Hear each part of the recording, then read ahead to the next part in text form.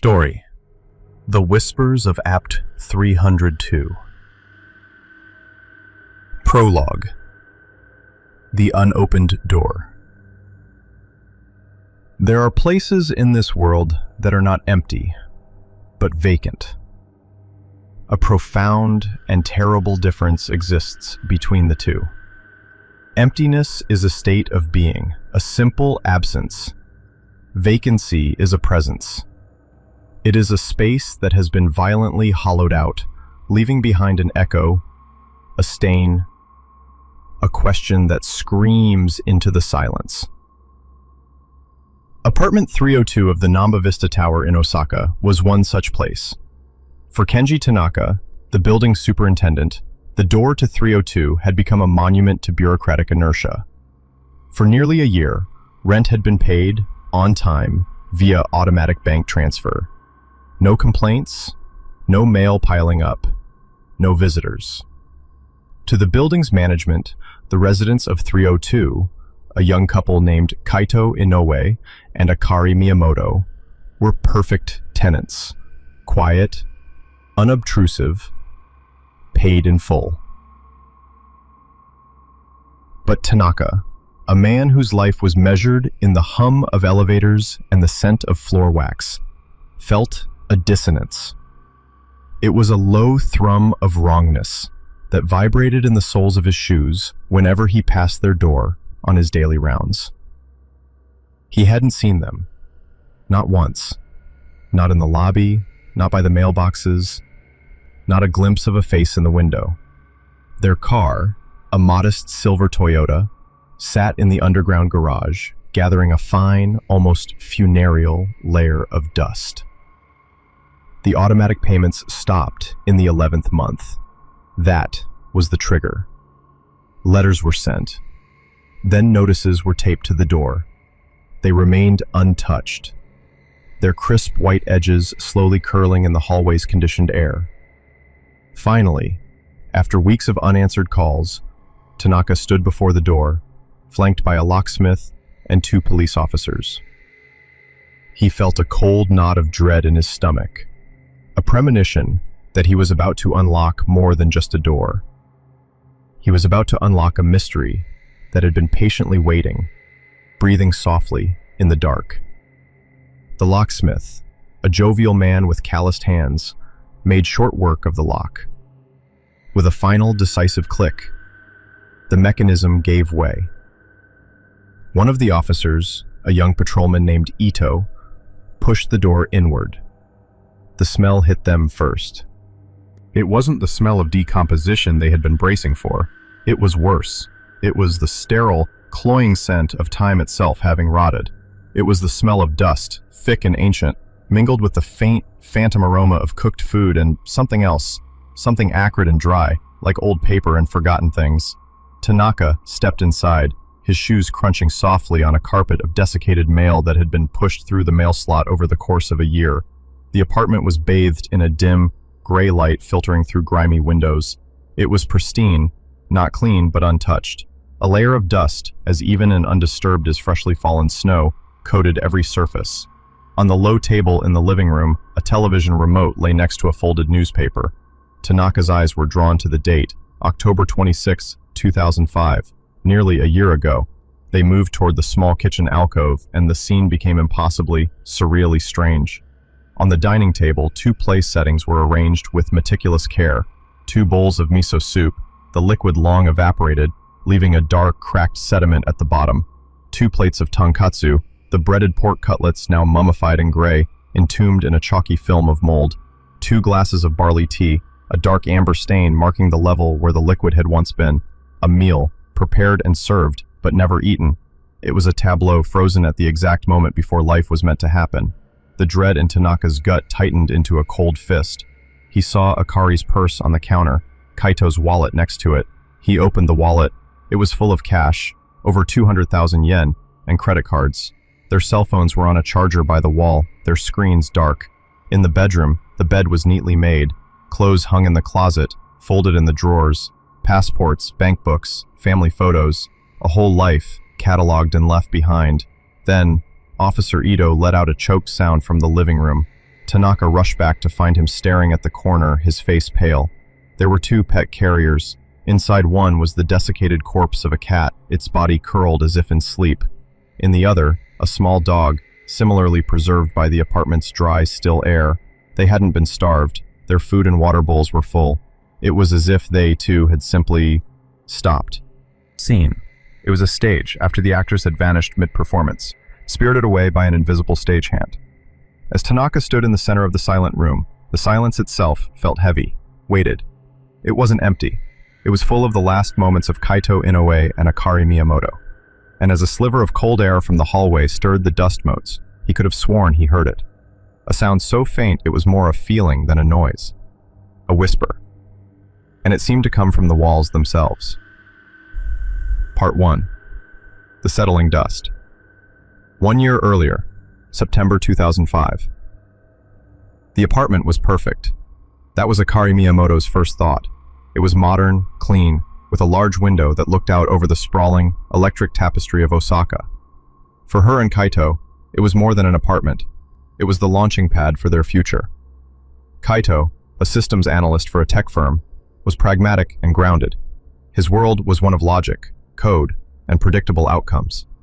Akari, a freelance graphic designer, lived in a world of color, shape, and feeling. They were a perfect balance. He was the anchor, she was the sail. "The rent is a little high," Kaito had said, tapping his chin as he surveyed the empty space, his voice echoing slightly. "But the commute is cut in half. Logically, it's the most efficient choice." "Forget logic, Kai," Akari had replied, spinning in the center of the room, her arms outstretched. "Feel it. It feels like home." And for the first few weeks, it did. They filled the space with their lives. A comfortable sofa, a sleek television, the scent of Akari's cooking, the sound of Kaito's fingers tapping on his laptop late into the night. They adopted two small rescue animals, a curious calico cat they named Kiko, and a scruffy, perpetually cheerful terrier mix named Pochi. The apartment absorbed their joy, their arguments, their love, and became a home. The first sign of wrongness was so subtle it was almost imaginary. It was a Tuesday night in late September. Kaito was working late and Akari was sketching at the dining table, Pochi asleep at her feet. A sudden, intense chill washed over her, raising goosebumps on her arms. It was as if someone had opened a freezer door right behind her. She turned, but the apartment was still and warm. The air conditioner was off. She dismissed it, blaming fatigue. A few days later, it was Kaito who noticed something. He was watching a baseball game, and during a lull in the action, he heard it, a faint, dragging sound from the bedroom. "Akari? Is that you?" he called out. "I'm in the kitchen," she replied. He muted the TV. The apartment was silent. He assumed it was Kiko, the cat, playing with something under the bed. He went to check. Kiko was curled up on their pillow, fast asleep. Pochi was dozing on his mat in the living room. Kaito shrugged. Old buildings make noises. It was a logical explanation. But the noises didn't stop. They became more frequent, more distinct. They were the sounds of a house settling, but a house that would not rest. A soft scraping from within the walls, like fingernails on drywall. A faint, sibilant whisper, like the rustle of silk, that would cease the moment you tried to locate its source. Akari was the first to truly feel the fear. She worked from home, immersed in the apartment's atmosphere all day. The pockets of cold became more common. She would see movement in her peripheral vision, a flicker of shadow in a brightly lit doorway, a momentary distortion in the reflection on the television screen. She started leaving the radio on, needing to fill the silence that felt increasingly occupied. "I don't like it here when you're not home, Kai," she confessed one night, her voice small. "It feels watchful." Kaito put his arm around her. He was a man who fixed problems. If the code had a bug, you found it and patched it. If the car made a noise, you took it to a mechanic. But how do you fix a feeling? "It's a new place, Akari. We're just not used to its quirks yet," he said, trying to soothe her. "Every building has its own sounds." "It's not the building," she whispered, looking nervously toward the dark hallway that led to the bedroom. "It's this apartment. It's like, we're not the only ones living here."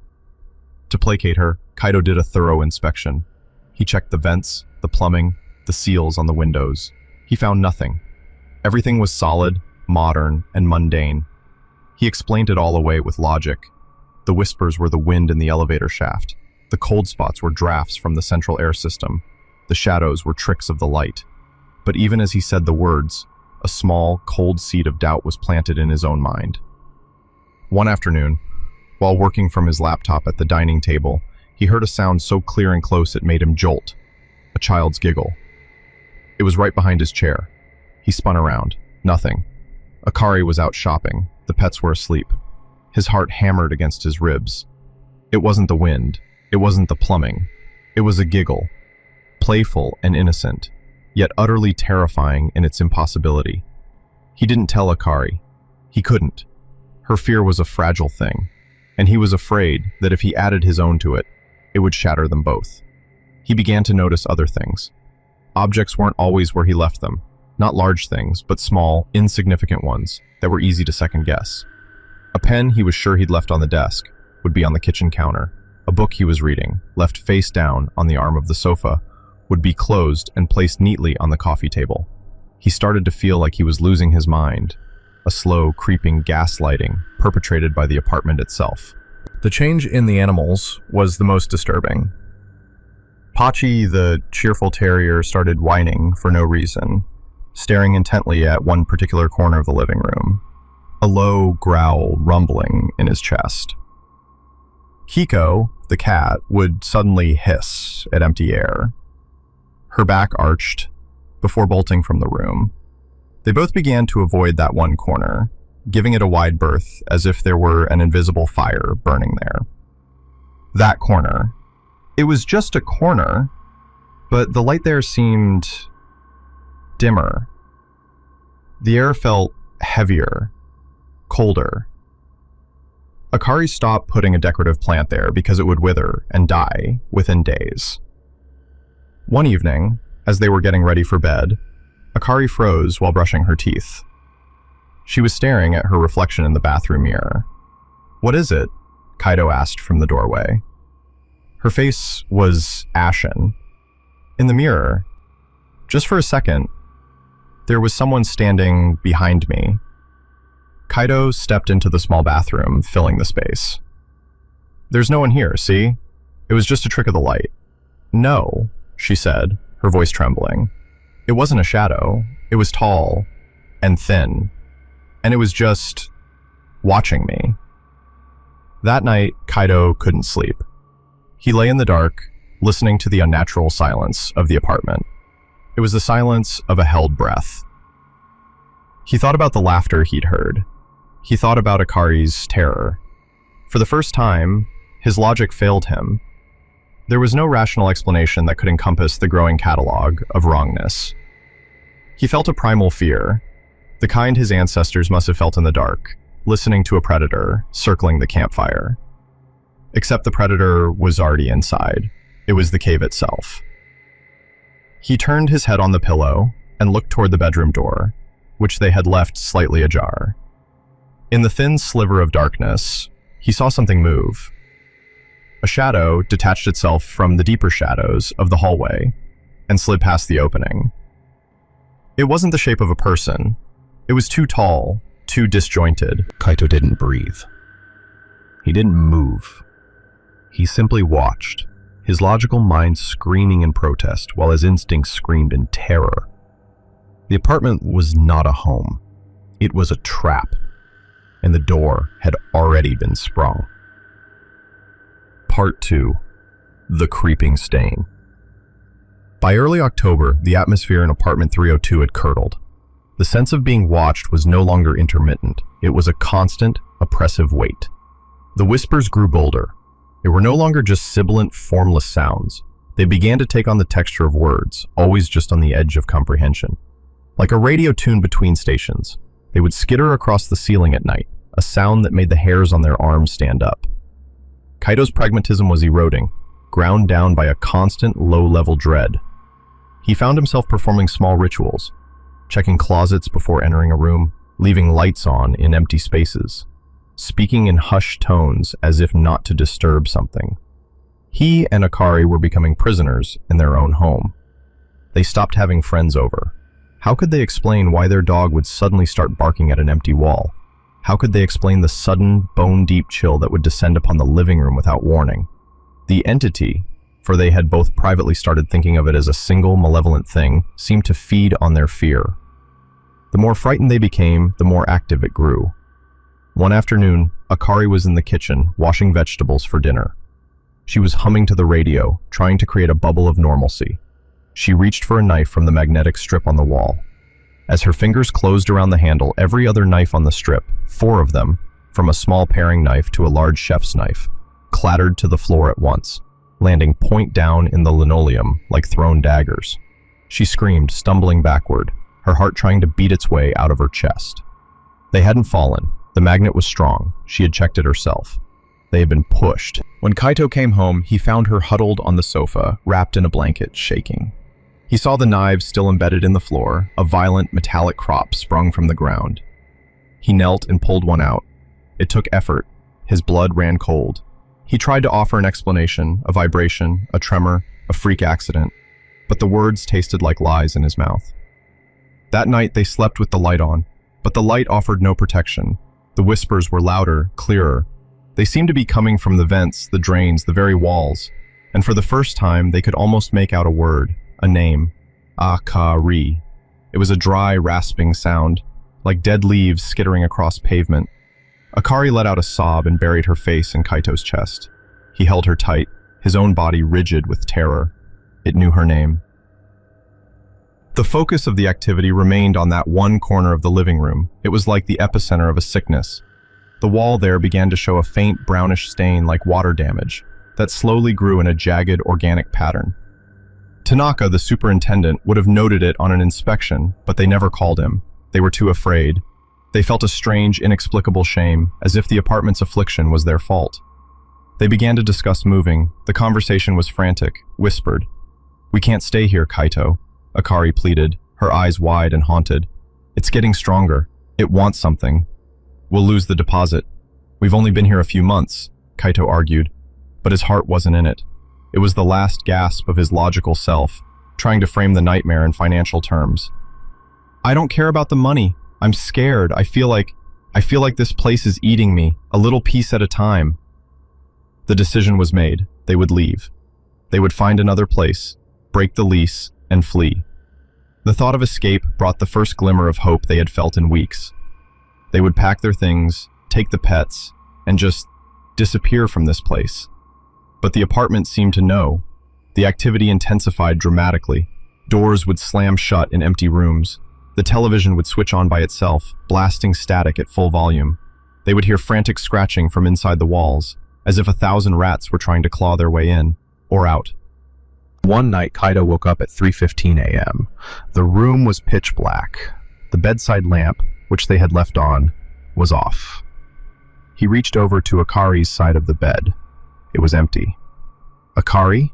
he whispered into the oppressive dark. No response. Panic, cold and sharp, lanced through him. He fumbled for his phone on the nightstand, his fingers shaking. He switched on the flashlight, its beam cutting a stark, terrifying cone through the darkness. He swept it across the room. Empty. He got out of bed, his feet cold on the floorboards. "Akari!" he called, his voice louder now, laced with fear. He moved into the hallway, panning the light from side to side, and then he saw her. She was standing in the living room, facing the stained corner. She was perfectly still, her back to him.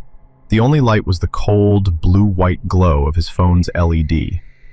Pochi was whining softly from his mat, too afraid to get closer. "Akari, what are you doing?" Kaito's voice trembled. She didn't turn. She didn't speak. She just stood there, mesmerized. He took a step closer. "Akari, answer me. You're scaring me." He reached out and touched her shoulder. It was ice cold, even through her thin nightgown. She finally turned her head slowly, mechanically. Her face was slack, her eyes unfocused, staring at something over his shoulder, through him. "They're calling," she said, her voice a monotone, completely devoid of her own personality. "They say it's time to get ready." Who? Who is calling?" Kaito demanded, shaking her slightly. Her eyes slowly focused on his, and a flicker of the real Akari returned, a flicker of pure terror.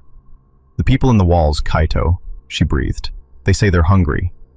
He pulled her away from the corner, back toward the relative safety of the bedroom. She stumbled, as if waking from a trance, and then collapsed into sobs in his arms. They didn't sleep for the rest of the night. They sat on the bed, holding each other, while the apartment seemed to groan and shift around them. The whispers were constant now, a chorus of dry, hungry voices. They were no longer trying to move. They were trying to survive until morning. The next day was October 26th. Kaito took the day off work. Akari called a rental agency. They would leave tomorrow. They just had to make it through one more day. One more night, to create a final bastion of normalcy, a defiant act against the encroaching madness. Akari decided to cook their favorite meal, tonkatsu. It was a ritual, a way of reclaiming their space, if only for a few hours. Kaito sat at the table, watching her, trying to feel normal. He filled the pet bowls. Pochi and Kiko ate nervously, constantly glancing toward the living room. As Akari placed the perfectly fried cutlets on the plates, the whispers started again. But this time, they weren't coming from the walls or the vents. They were coming from the corner, and they were louder than ever before. It wasn't just a whisper anymore. It was a voice, a clear, articulate voice, deep and resonant, yet utterly without life. "The table is set," it said. The sound vibrated in their bones. "But you are not yet seated." Kaito and Akari froze, staring at each other. The pretense of normalcy shattered into a million pieces. The stain on the wall in the corner began to darken, not like a shadow, but like ink bleeding into paper. The air grew thick and heavy, smelling of damp earth and ozone. The corner itself seemed to bend.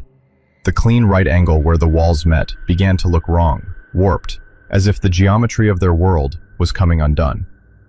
The voice spoke again, no longer from the corner, but from everywhere at once. It was inside their heads. "Come. Your true home is waiting." Part 3. The final meal. The world had shrunk to the four walls of apartment 302. Outside, Osaka hummed with life, a symphony of traffic, commerce, and millions of intersecting stories. Inside, there was only the low, resonant voice and the warping corner. Time seemed to slow, stretching like warm taffy. Kaito looked at Akari. Her face, which he knew better than his own, was a mask of placid horror. The fear was so absolute, it had gone beyond expression. Her hands were still holding the bowl of miso soup she had been about to place on the table. "It is rude to keep your hosts waiting," the voice hummed, a sound that felt like it was physically rearranging the molecules in the room. Kaito's analytical mind, his last fortress of sanity, made a final, desperate stand. This isn't real. It's a shared hallucination, stress, mold spores in the vents causing psychosis. But his body knew better. His skin was crawling, his primitive brain screaming a single, silent word. "Run." He grabbed Akari's arm. "We're leaving, now." His voice was a harsh croak. He pulled her toward the door. It was only 10 feet away, 10 feet to the hallway, to safety, to the real world. As they took the first step, the apartment plunged into absolute darkness, not a power cut. The emergency lights in the hallway, visible under the door, were still on. This was a different kind of darkness. It was a physical presence, thick and suffocating, swallowing all light and sound. Kaito's grip on Akari's arm was the only thing that told him she was still there. The voice was back, no longer a hum, but a chorus of voices, a legion of whispers weaving together, speaking in unison from the heart of the blackness. "You cannot leave what is already yours. You cannot flee a home that has claimed you." A faint light began to emanate from the corner. It wasn't a warm or welcoming light. It was a dead, gray luminescence, the color of decay. In the eerie glow, the corner was no longer a corner. The two walls didn't meet. They opened. They parted like a curtain onto a space that defied physics. It was a glimpse into a place of non-Euclidean angles, of impossible depth, a silent gray landscape that seemed to stretch into a bleak eternity. From this opening, this wound in reality, The whispers flowed like a river. They heard their names, called by voices they almost recognized. A long-dead grandparent, a childhood friend. Their own voices, distorted and hollow. The entity was using their memories against them, baiting a trap with the ghosts of their past. Pochi began to bark, a frantic, terrified sound that was abruptly cut short with a final choked yelp. Then Kiko let out a piercing shriek that was also suddenly silenced. "Pochi! Kiko!" Akari screamed into the void, her trance broken by the loss of her pets. "They have already taken their seats," the chorus whispered. "They are waiting for you." Kaito's mind broke. The dam of logic that had held back the tide of terror for weeks finally crumbled, and raw animal panic flooded him. He fumbled blindly for the front door, his hands slapping against the cold metal. He found the lock, the deadbolt. He twisted it. It wouldn't budge. It was as if it had been welded shut from the other side. He threw his shoulder against the door. Once, twice. It was like hitting a wall of solid granite. "It won't open," he yelled, his voice cracking with hysteria. The gray light from the opening brightened, casting their elongated, dancing shadows against the walls. Akari was no longer screaming. She had turned back to face the opening, her expression one of resigned awe. The beckoning voices were weaving a powerful spell, promising an end to fear, a quiet place to rest. It was a lie, Kaito knew, but it was a beautiful, seductive lie. "Akari, no! Don't look at it," he begged, grabbing her again. She turned to him, and for a moment, he saw his Akari again. Her eyes were clear and filled with tears. "It's all right, Kai," she whispered, her voice strangely calm. "There's no more running. It's been inside us all along. We just brought it here." And then the force came. It wasn't a physical push, it was a pull, an inexorable tide drawing them away from the door and toward the impossible space in the corner. It was the pull of a black hole, a gravitational field of pure despair. They dug their heels into the floor, but it was useless. They were sliding across the carpet, pulled toward the gray light and the whispering chorus. The prepared meal on the table, the last symbol of their defiance, sat untouched as they were dragged past it. The 2 plates, the 2 bowls, the 2 glasses. A final supper for 2 souls who would never eat again. Kato's last sensation of the real world was the feeling of the rough carpet under his fingernails. He tried to claw his way to a hold. His last sight was of the apartment, their home, their dream, receding as they were pulled backward into the silent gray nothingness of the opening.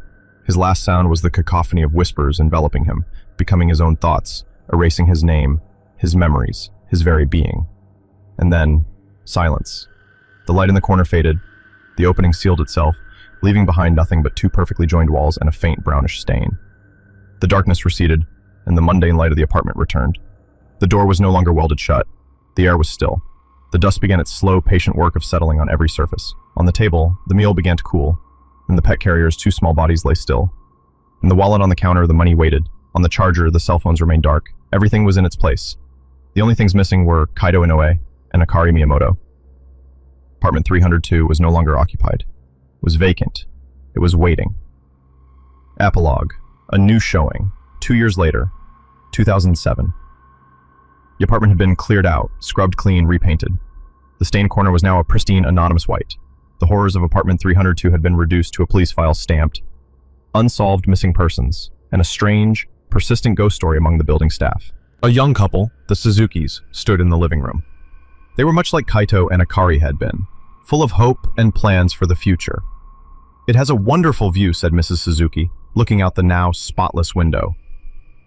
The real estate agent, a man in a sharp suit with an equally sharp smile, nodded enthusiastically. "A premium unit, and available for immediate occupancy.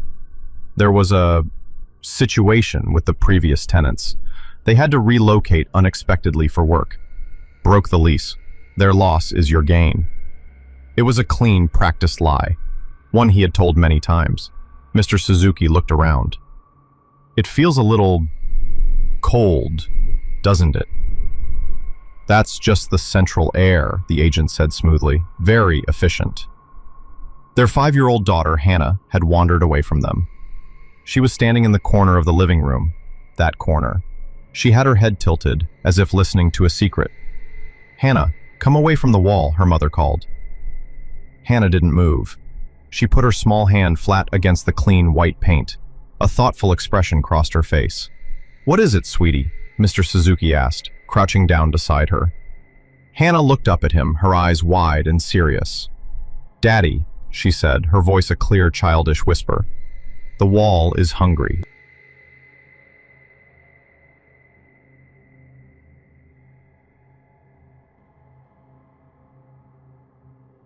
Story: The Faceless of Sumiyoshi Park. The first thing that hits you about Osaka is the noise. Not just the sound, but the sheer, multi-layered texture of it. It's a symphony of a million lives lived in parallel. The rhythmic clack, clack, clack of 1,000 pedestrian crossing signals, the distant roar of the Shinkansen, the sizzle of oil on a takoyaki griddle, the indecipherable murmur of conversations bleeding out of ramen shops and pachinko parlors. For Kenji Miller, an American photography student on a year abroad, it was a beautiful, overwhelming chaos. He had come to Japan to escape a silence, the cavernous, echoing silence of his family home in Oregon after his father passed away. His father, a celebrated photojournalist, had lived his life through a lens, capturing wars and famines and the fall of empires. He had left Ken two things: a trust fund that made this trip possible, and his old Leica M6 camera. The Leica was a beautiful mechanical thing of black metal and worn leather. It felt less like a machine and more like a vessel. Holding it, Ken felt the weight of his father's legacy, a pressure to not just see the world, but to capture it with the same profound insight. So far, all he'd captured were blurry street scenes and overexposed tourist traps. He was failing. The noise of Osaka was a welcome distraction, but Ken craved a different kind of quiet. Not the dead quiet of grief, but the living quiet of history. He found it, unexpectedly, in the south of the city, at Sumiyoshi-ku. Sumiyoshi Taisha is one of Japan's oldest Shinto shrines. Stepping onto its grounds was like stepping through a temporal membrane. The city's roar softened to a respectful hum, replaced by the crunch of gravel underfoot, the rustle of ancient camphor trees, and the gentle cooing of doves. The air itself seemed different here, thicker, smelling of damp earth, sweet incense, and something else, something ancient and electric, like the air after a lightning strike.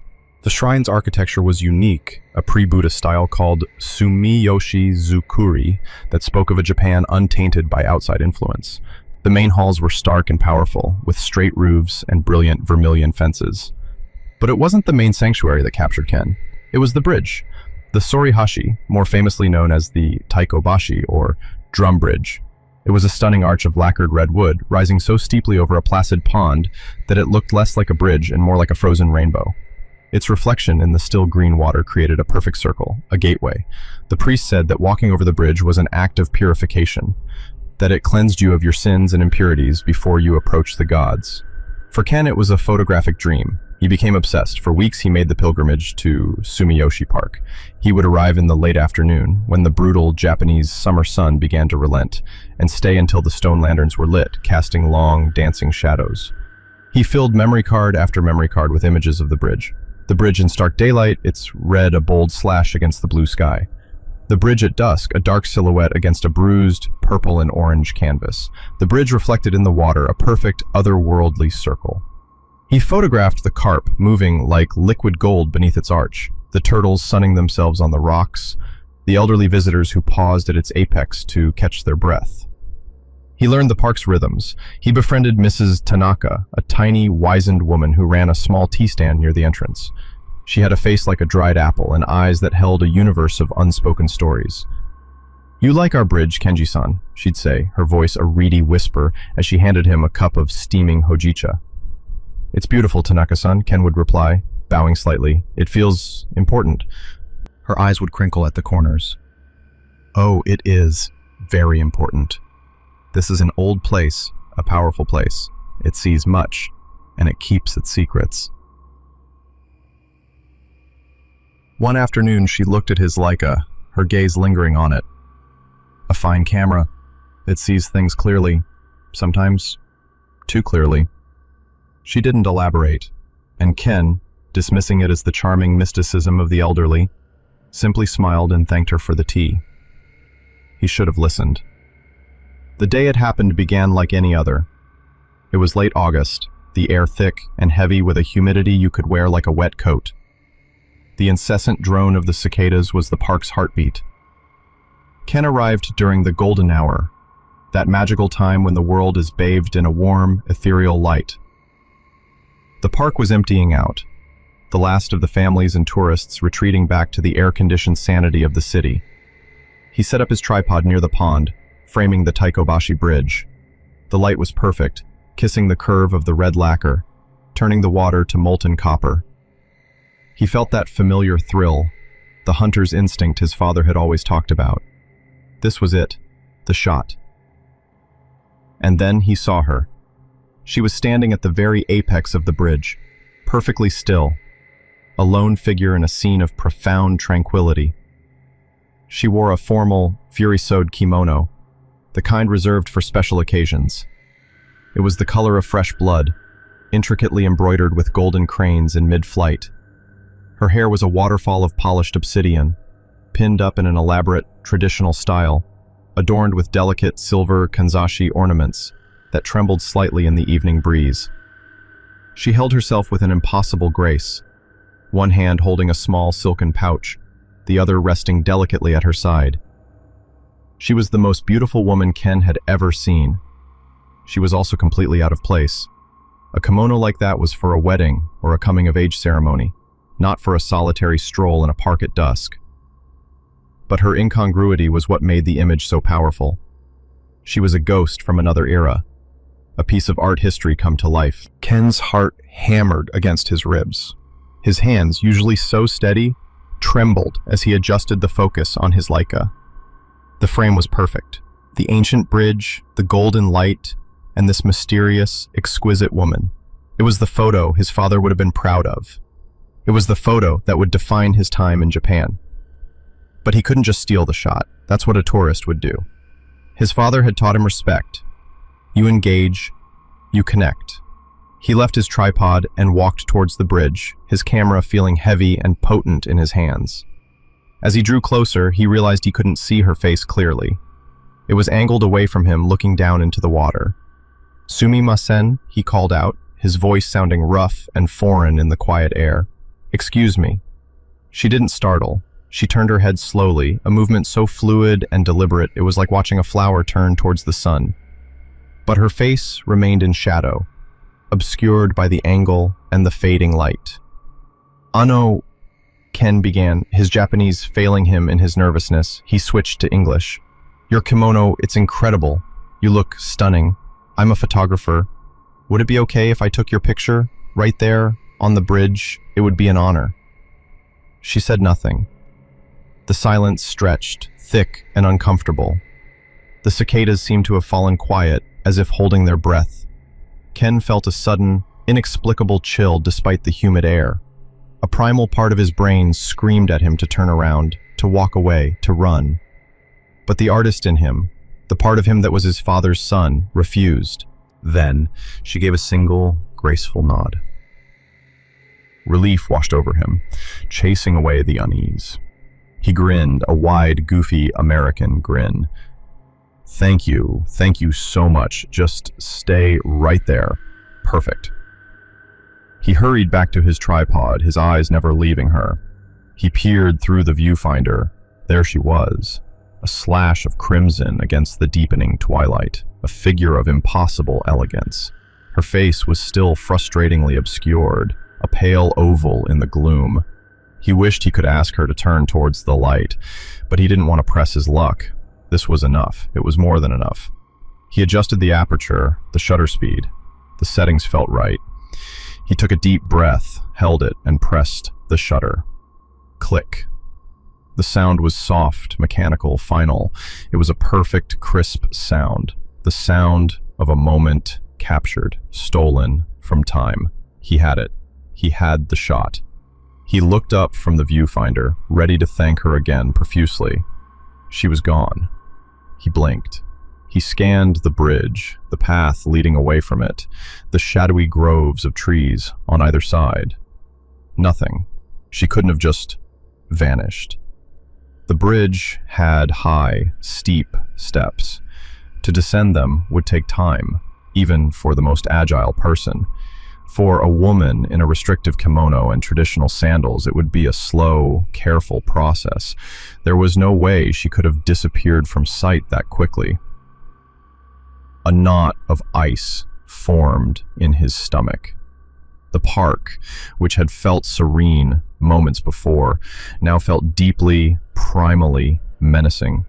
The ancient trees seemed to lean in, their branches like grasping fingers.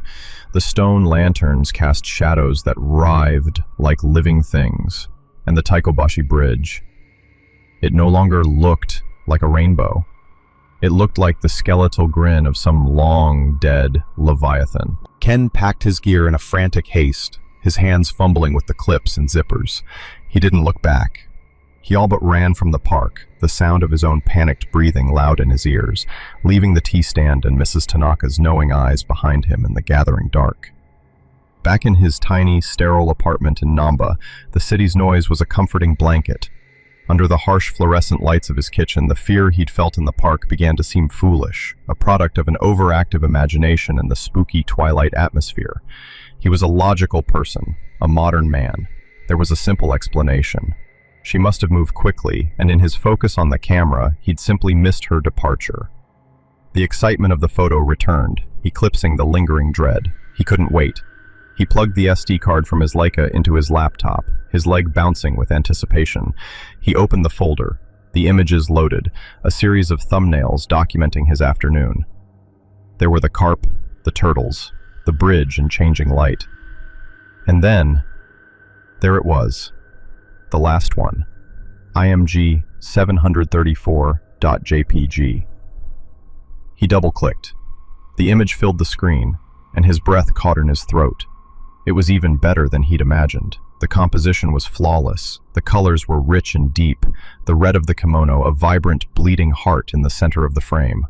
The golden light of dusk imbued the entire scene with a melancholic, painterly quality. It was, without a doubt, the best photograph he had ever taken.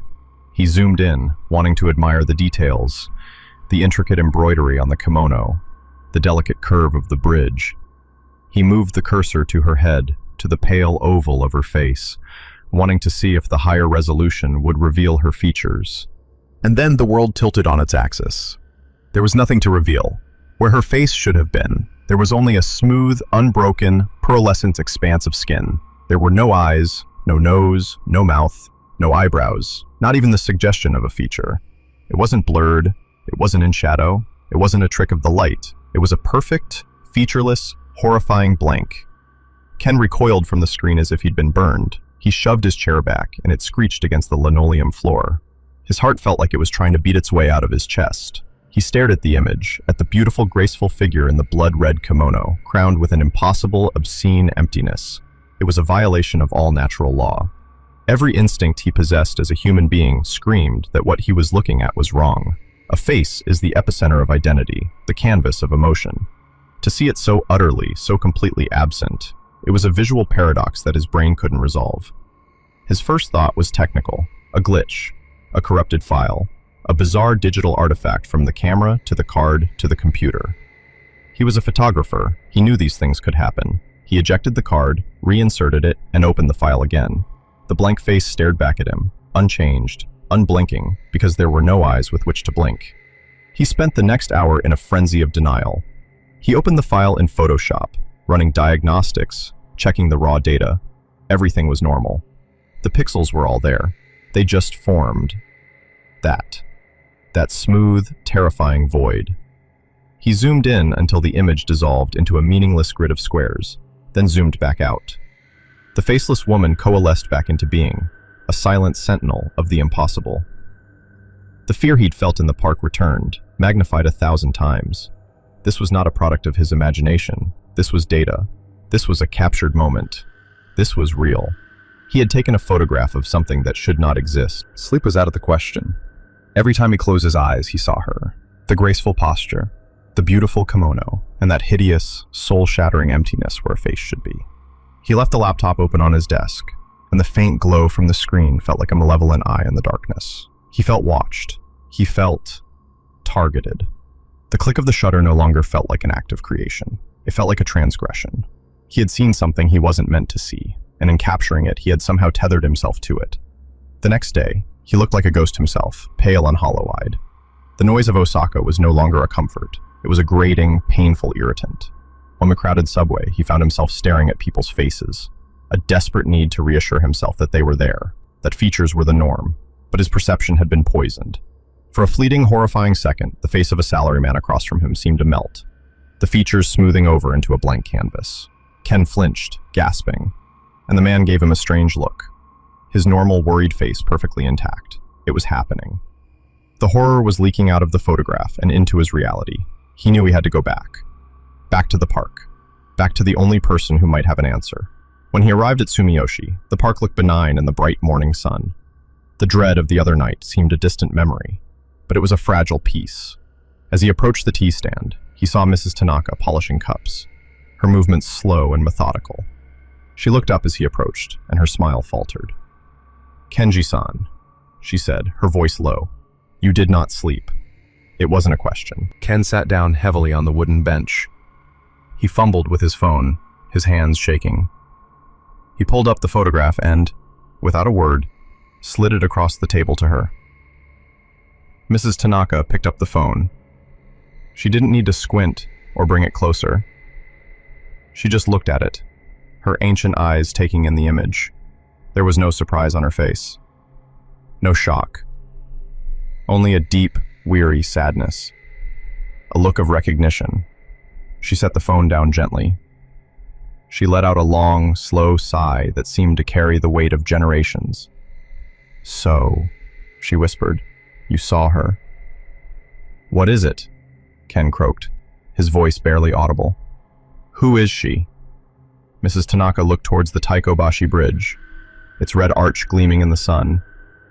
"She has no name. Not anymore. We call her the Noperabo, the faceless one. She is a spirit of this place. A yurei, a ghost of sorrow." Ken stared at her, his rational Western mind rebelling. "A ghost? Tanaka-san, You are a man of pictures, of light and science," she interrupted gently. "But this is a land where the border between worlds is thin, especially here. This shrine is over 1,800 years old. It has seen countless lives, countless deaths. It has absorbed all of their joys and all of their sorrows. Some sorrows are too deep to fade. They linger. They leave an imprint." She leaned forward, her voice dropping to a conspiratorial whisper. "There are many stories. Some say she was a noblewoman from the Heian court 1,000 years ago, who was promised to a cruel lord. On the day of her wedding, she threw herself from that bridge into the water, choosing to lose her life rather than her freedom. Others say she was a young priestess during the war, who committed a terrible sin and was so consumed by shame that she prayed to the gods to erase her very identity, to take her face so no one would ever recognize her disgrace. They say the gods, in their terrible mercy, answered her prayer." Ken listened, the hair on his arm standing on end. The stories were fantastical, but they resonated with the profound sense of wrongness emanating from his photograph. Why is she faceless?" he asked. "A face is your story," Mrs. Tanaka explained, her gaze distant. "It is your name, your family, your feelings. It is how the world knows you. To lose your face is to lose everything. The Noperabo is not a ghost of anger. She is a ghost of profound loss. She wanders this park, forever searching for the identity she lost. She is drawn to people who are also lost, people in transition, people standing on a bridge between one part of their life and another." Ken thought of himself, the grief for his father, the pressure of his legacy, the feeling of being adrift in a foreign country. He had been standing on his own metaphorical bridge. "She doesn't mean to harm," Mrs. Tanaka continued, her eyes finding his, "but she is a creature of sorrow, and that sorrow is contagious. To see her is to be touched by it, to capture her." She looked at his phone again, at the image of the faceless woman. "That is new. You have done something no one has done before. You have taken a piece of her emptiness and trapped it in your machine. You did not just see her, Kenji-san. You now possess a piece of her, and she will want it back. The words hung in the air, heavy and cold. He possessed a piece of her. That explained the feeling of being watched, the glitches in his vision, the suffocating presence in his apartment. He wasn't being haunted by a memory. He was being haunted by the photograph itself. "What do I do?" he pleaded. "Do I delete it?" Mrs. Tanaka shook her head slowly. "It's not so simple. An image, once taken, has a life of its own. To simply destroy it would be an act of violence. It might anger her. It might bind you to her even tighter. You did not ask for permission to take her sorrow, but you took it. You must now ask for permission to return it." "How?" "You must go back to the bridge," she said, her voice firm. "You must go at the same time you saw her, when the veil between worlds is thin. You must take your machine, the one with her image, and you must offer it back to her. You must show her that you understand her pain and that you wish to release her from your prison of light and memory. You must do it with respect, with humility. It is the only way." The thought of going back to that bridge at dusk, of willingly seeking out that thing, sent a wave of pure terror through him. But the thought of living like this for another day, of slowly losing his mind as her facelessness bled into his world, was even more terrifying. He had no choice. For the next several days, Ken existed in a state of suspended dread, waiting for the appointed evening. The haunting intensified. The photo on his laptop seemed to change. Sometimes he would glance at it, and for a split second he thought he could almost see the faint outlines of features, a hollow for an eye, a faint line for a mouth, trying to form in the smooth skin, like a face pushing against a sheet of rubber. It was infinitely more horrifying than the blankness. He stopped eating, he stopped sleeping. He felt a deep, chilling cold that no amount of clothing or hot tea could warm. It was the cold of the grave, the cold of absolute loneliness. He was beginning to understand her sorrow. The evening he chose to return was identical to the first. Hot, humid, the sky a beautiful, dying gradient of color. He walked to the park with his laptop in his backpack, each step feeling like a march towards his own execution. The Leica camera, his father's camera, he had left in his apartment, buried at the bottom of a drawer. He couldn't bear to touch it.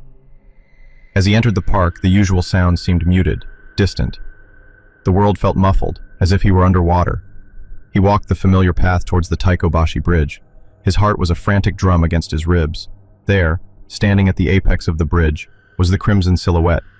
She was waiting for him. This time, there was no pretense of beauty. There was only an aura of crushing, ancient sadness that rolled off her in waves, so powerful it was almost a physical force. It stole the air from his lungs. He wanted to run, but his feet were leaden, rooted to the spot. He was caught in her gravity. Following Mrs. Tanaka's instructions, he slowly, deliberately walked to the edge of the pond, directly opposite her. He knelt in the damp ground, unzipped his backpack, and took out the laptop. His hands were shaking so badly he could barely open the lid.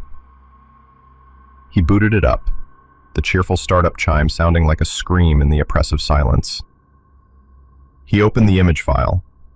On the screen, the faceless woman in the red kimono stared back at him, her image, a smaller, captured echo of the silent figure standing on the bridge. He held the laptop up, turning the screen so she could see it. "I'm sorry," he whispered, his voice cracking. The words felt small and inadequate. "I didn't understand. I see you. I see your pain. I don't want to keep this. I don't want to hold your sorrow. I want to return it. Please, let me return it." The figure on the bridge did not move, but Ken felt a subtle shift in the atmosphere, a sense of listening, an ancient consciousness considering his plea. With a trembling finger on the trackpad, he dragged the file, IMG_734 JPEG, to the trash icon on the desktop. It vanished from view. He then moved the cursor over the trash can, right-clicked, and selected Empty Trash. A confirmation box appeared. "Are you sure you want to permanently delete this item?" This was the final act. He took a deep, shuddering breath, looked from the screen to the silent figure on the bridge, and clicked yes. For a moment, nothing happened. Then, a faint breeze stirred the surface of the pond, breaking the perfect reflection. A long, sighing sound, like the wind through 1,000 autumn leaves, seemed to pass through the entire park. It was a sound of release, of a burden laid down after an eternity. Ken looked up at the bridge. She was gone. The oppressive weight on his soul lifted. The profound, unnatural chill vanished, replaced by the familiar, humid warmth of the summer evening. The cicadas, as if on cue, resumed their deafening chorus. The park was just a park again. He stayed there for a long time, kneeling by the water, the laptop on the ground beside him, until the sky was completely dark and the stone lanterns were the only light. He felt empty, but it was a clean, peaceful emptiness. Not the horrifying void of the photograph, but the quiet emptiness of a vessel that has been drained and cleansed. Kenji Miller left Osaka a week later. He never went back to Sumiyoshi Park. He packed his father's Leica away and never used it again. The pressure to follow in his father's footsteps was gone, replaced by a simple, urgent need to live his own life, to find his own face. He learned that some things are not meant to be captured. Some stories are not meant to be told but felt, and some sorrows are so deep, so absolute, that they erase the very identity of the one who bears them, leaving behind only a ghost, a warning, forever wandering a sacred bridge in a blood-red kimono, searching for a face she can never get back.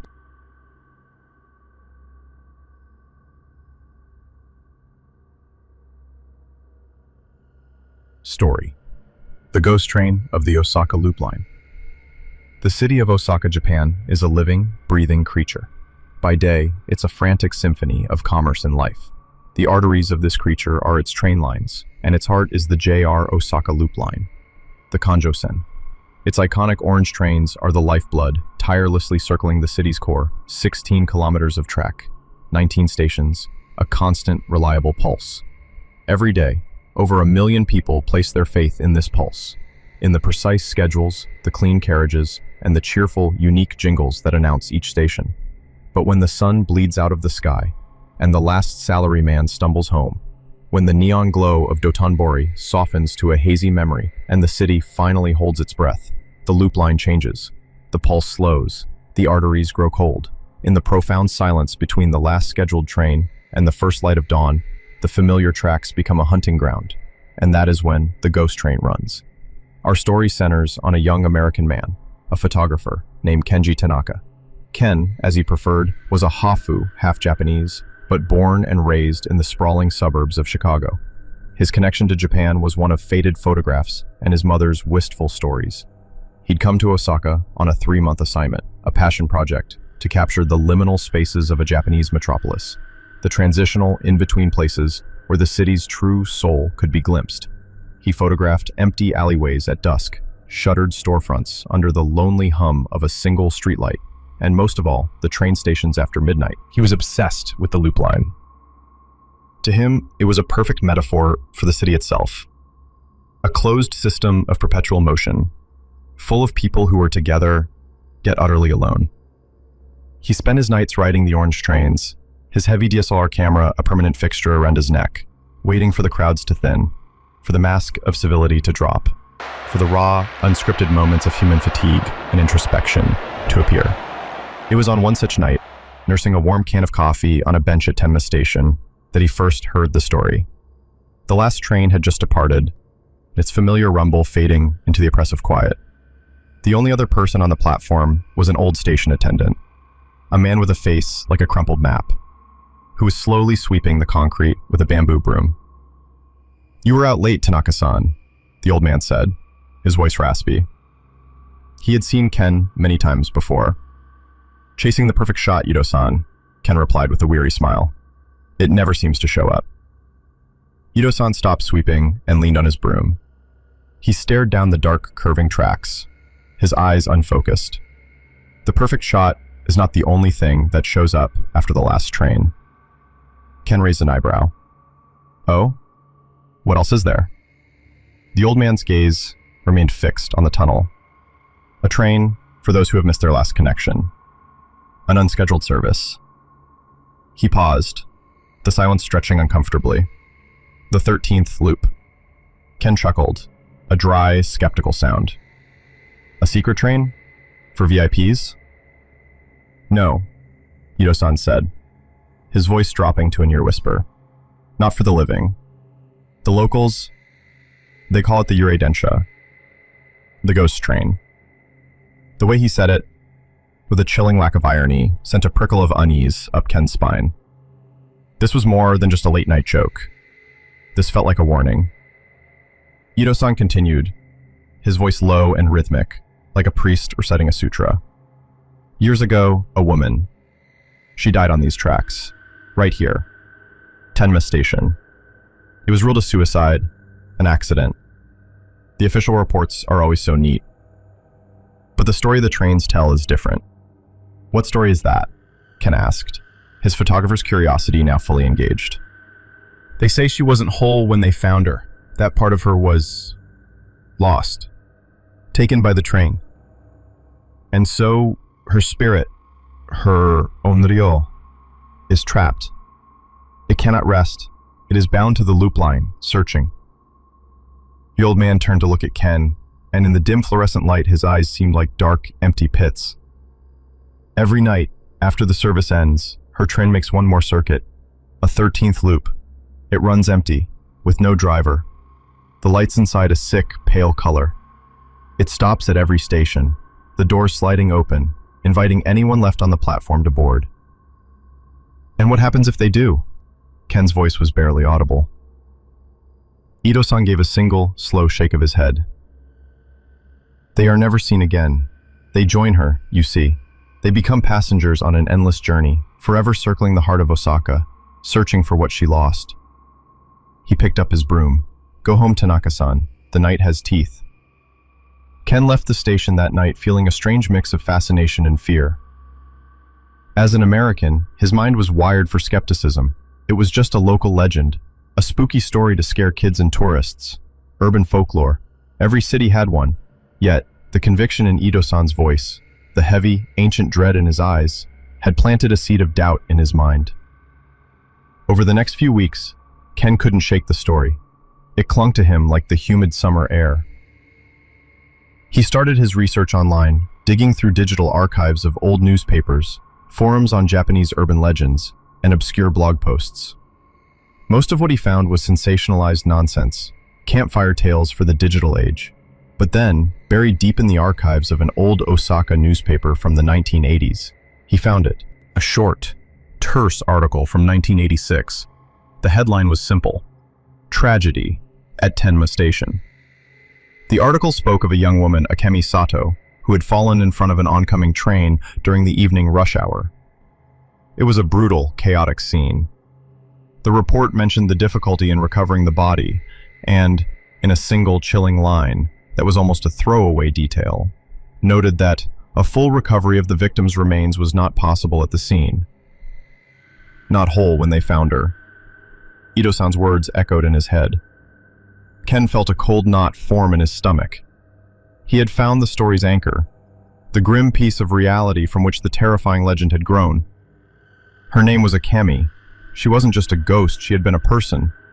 His obsession deepened, twisting from a photographer's curiosity into something darker, more personal. He started staying out later, long after any sane person would have gone home. He'd sit on the platforms of the loop line stations, Kyobashi, Morinomiya, Tsuruhashi, and just wait, his camera on his lap, his heart thudding in the silence. He told himself it was for his project. He was trying to capture the essence of the legend, the feeling of the story. But he knew, deep down, he was hunting. He wanted to see it. He needed to know if it was real. The strange occurrences began subtly.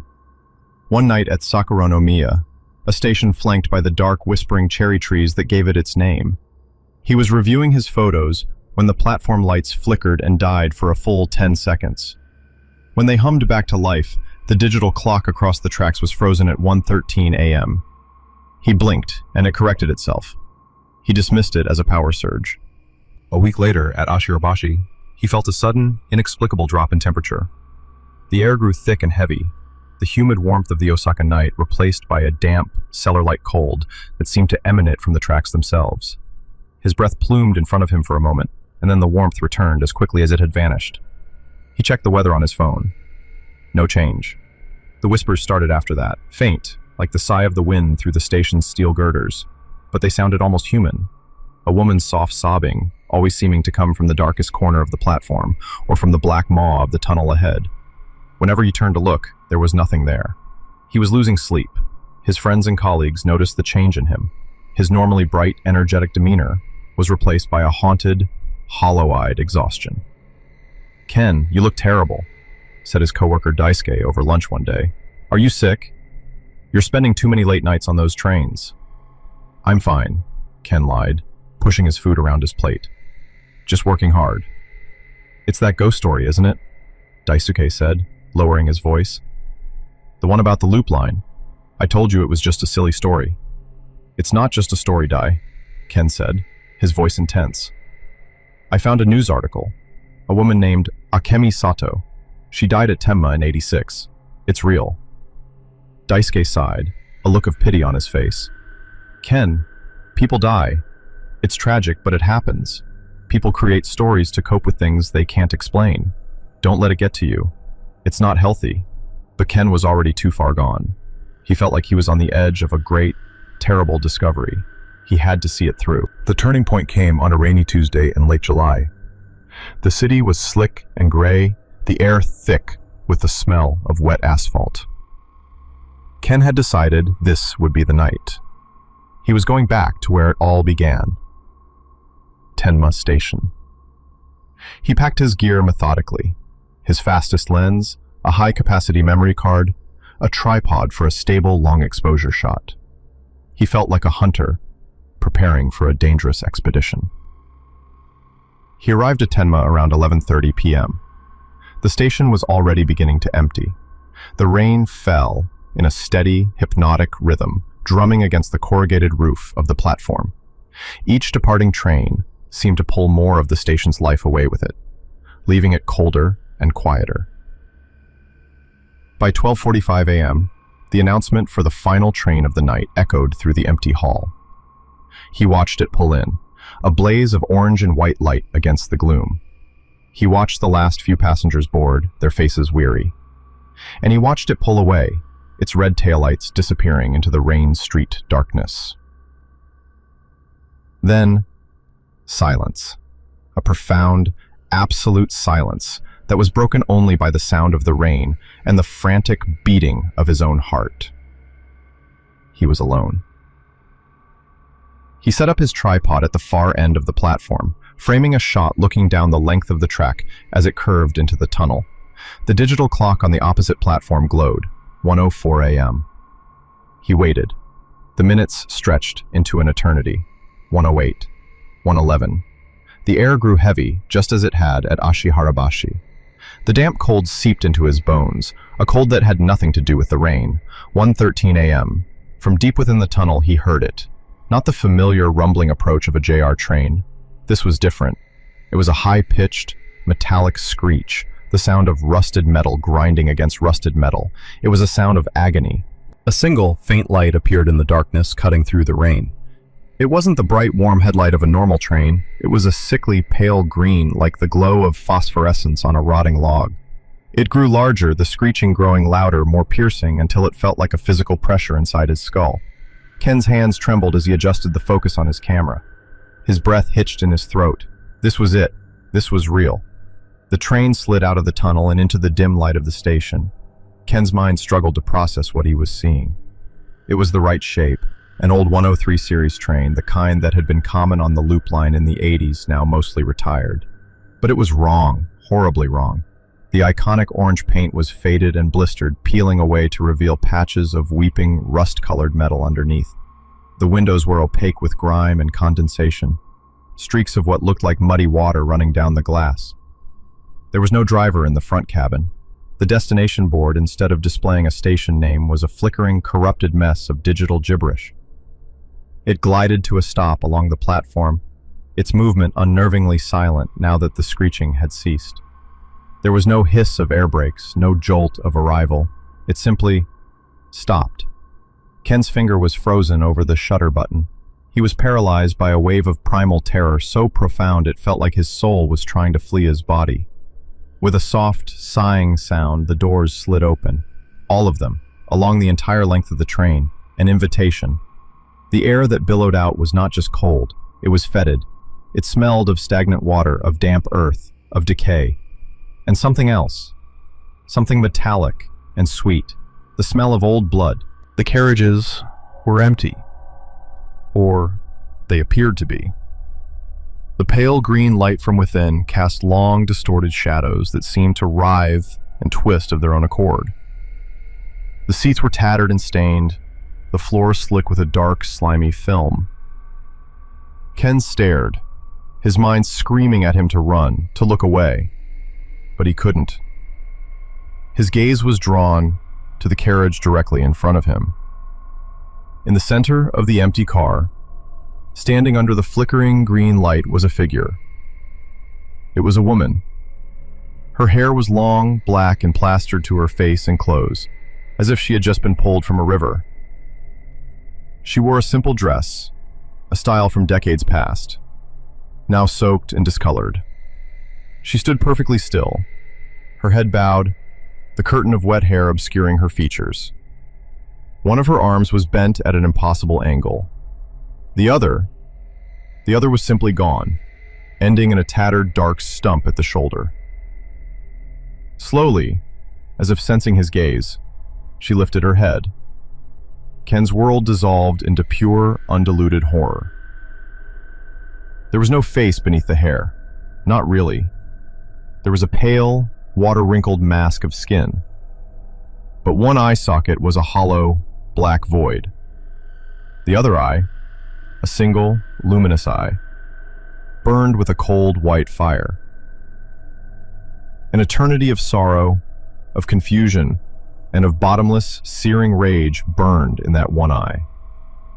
Her mouth was a lipless slit that stretched open into a silent, ragged scream, a soundless shriek that Ken felt in the marrow of his bones. This was a Kamisato. This was the ghost of the loop line, and she was looking right at him. She took a single, lurching step towards the open door. She was not just haunting the train. She was the train. She was its heart, its purpose, and she was inviting him to board, inviting him to join her endless, searching loop. The spell of terror broke. A surge of adrenaline, of pure survival instinct, finally cut through Ken's paralysis. He didn't take the picture. He didn't care about the project, the proof, the story. He only cared about living. He ripped his camera from the tripod, stumbling backward. He turned and ran.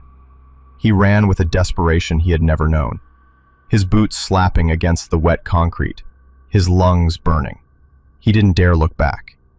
He could feel her single, hateful eye burning into his spine. He could feel the cold breath of the open doors on his neck.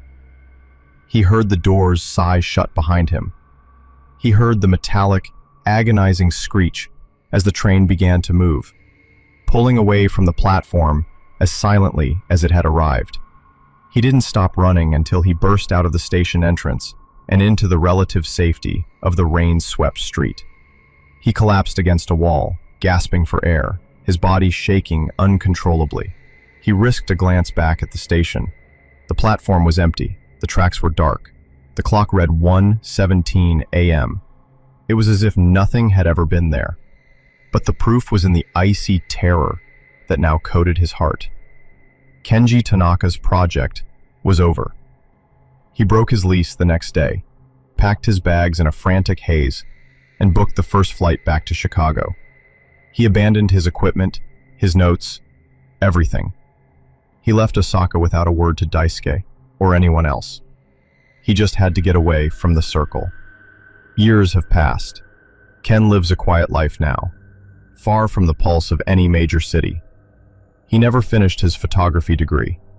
He can't stand the sound of a train horn, the sight of tracks stretching into the distance, or the enclosed space of a subway car. The terror of that night at Tenma Station is a scar on his soul, a cold spot that never truly warms. He tells his story sometimes, to those who are willing to listen. Most think he's exaggerating, that he let a local legend and an overactive imagination get the better of him. They see it as a thrilling, spooky tale. They don't see the truth in his haunted eyes. But there is one final, chilling piece to this story. A few years ago, while cleaning out an old storage box, Ken found it. The memory card from the camera he had abandoned in his panicked flight. He had, in his haste, shoved it into his pocket that night. For months he couldn't bring himself to look at it. He was terrified of what he might find. But one night, armed with a bottle of whiskey and a desperate need for closure, he slid it into a card reader. Most of the files were corrupted, a digital mess of scrambled colors and static. The camera must have been damaged when he dropped it. He scrolled through the garbled images, his heart pounding. Then he got to the last file. The last photo he had tried to take. It wasn't black. It was a chaotic smear of green and gray, a long exposure shot blurred by his panicked escape. It was mostly noise. But in the very center of the frame, if you stared long enough, if you let your eyes adjust to the digital chaos, you could almost make it out. A pale, oval shape, a curtain of long, dark hair, and a single, burning white dot. The ghost of the Osaka loop line is still out there. The train still runs its 13th loop. It still stops at the empty platforms in the dead of night, its doors sliding open, a silent invitation from its lonely, broken passenger. So if you ever find yourself in Osaka, and you're waiting for a train late at night on the Kanjo-sen, pay close attention to the schedule. Listen for the station jingles. And if a train arrives that shouldn't be there, a train that moves with an unnatural silence, its lights a sickly, pale green, do not get on. Do not even look at it. Turn around and run. Because some trains don't take you to another station. They take you to the end of the line, forever.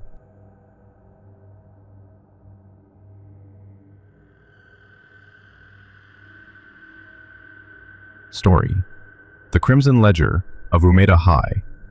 They say some stories are just that, stories. Fanciful tales whispered around campfires or shared between friends in the dead of night to elicit a cheap thrill, a fleeting shiver down the spine. They are born of imagination and die with the morning light. But other stories are different. They are not born. They are excavated. They are unearthed from the compacted soil of tragedy and forgotten history, pieced together from coroner's reports, tear-stained diary pages, and the hollow-eyed testimony of those who saw something they were never meant to see. This is one of those stories. It is not a tale I created, but one I have painstakingly reassembled. It concerns a place, a boy, and a book. The place is Umeda Prefectural High School, a sprawling, gray edifice of post-war concrete and glass just outside of Osaka. The boy was Kenji Tanaka, a quiet, studious 17-year-old in his final year. And the book had no title. It was known only by its color, a deep, arterial crimson. Our story begins, as so many tragedies do, on a perfectly ordinary day. It was late November, a time in Japan when the crisp autumn air begins to carry the first icy premonitions of winter. The sky was the color of lead, and a persistent drizzling rain had slicked the asphalt of the schoolyard, reflecting the dreary light in a million fractured images. For the students of Umeda High, this was the season of dread. The National University Entrance Exams, the infamous Senta Shiken, loomed on the horizon, a monolithic beast that devoured the lives and dreams of Japanese youth. Kenji Tanaka was no exception. He was a good student, meticulous and dedicated, but the pressure was immense. His parents, respectable but not wealthy, had poured their hopes into him. a good university, a good job, a good life. It all hinged on a series of multiple choice questions. And so Kenji lived in the library. The Umeda High Library was not a modern, welcoming space. It was an old wing of the school, a relic from a time before the sleek renovations. The air inside was thick with the scent of decaying paper, floor polish, and something else. Something faintly metallic and musty, like old blood that had long since dried. The shelves were towering monstrosities of dark, lacquered wood, packed so tightly together that they formed narrow, shadowed canyons. Fluorescent lights hummed and flickered overhead, casting a pale, sickly glow that never quite managed to penetrate the deepest corners. It was a place of secrets, a repository of forgotten knowledge. Presiding over this dusty kingdom was the librarian, Mrs. Sato.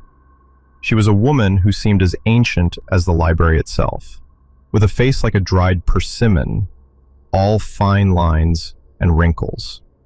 Her hair was pulled back in a severe gray bun, and she wore thick spectacles that magnified her dark, bird-like eyes. She rarely spoke, communicating mostly through sharp, disapproving glares and the percussive stamp she used on checkout cards. The students were terrified of her, and it was rumored she knew every book in the library, not by its title, but by its soul. On this particular Tuesday, Kenji was one of the last students remaining. The final bell had rung hours ago, and the sprawling school had fallen into an unnerving silence, broken only by the rhythmic ticking of the large wall clock and the gentle hiss of the rain against the tall, arched windows. He was hunched over a history textbook, his mind a foggy swamp of dates and dynasties. He needed a primary source, something to give his upcoming paper an edge, something authentic. He pushed his chair back, the sound scraping loudly in the stillness, and wandered deeper into the stacks, into the section labeled Local History and Archives. This was the library's graveyard, a place where books went to be forgotten. The shelves here were coated in a fine layer of gray dust, and the air was noticeably colder. He ran his fingers along the spines, the titles barely legible in the gloom. Agricultural Reforms of the Meiji Era, A Survey of Post-War Urban Planning, Umeda District Census Data, 1950-1960. It was a litany of boredom. He was about to give up when he saw it. It wasn't sitting neatly on the shelf. It was wedged between two thick, leather-bound tomes, as if someone had tried to hide it. There was no title on the spine, no call number, no markings of any kind. There was only the color. It was a shocking, vibrant crimson, the color of a fresh wound. The cover felt strange to the touch, not paper or cloth, but a smooth, supple material that felt unnervingly like treated skin. It was cool and slightly clammy. Curiosity, that fatal human flaw, got the better of him. He glanced over his shoulder toward Mrs. Sato's desk. She was engrossed in a ledger, her back to him. With a furtive movement, he pulled the book from its hiding place. It was heavier than it looked, a thin volume of perhaps 100 pages. He opened it. The paper inside was thick and yellowed with age, brittle at the edges. The first page was written in an elegant, spidery script, the ink a faded shade of brown. It was a single, chilling paragraph. May 11th, 1973. Akemi Sato, Class 2B, found in the third-floor girls' restroom at dawn. Her body was pale and cold, seated against the last stall door. Her long black hair was fanned out around her on the wet tiles. The cause of death was listed as shock, but it was her face that haunted the first responders. Her eyes. Her eyes were gone.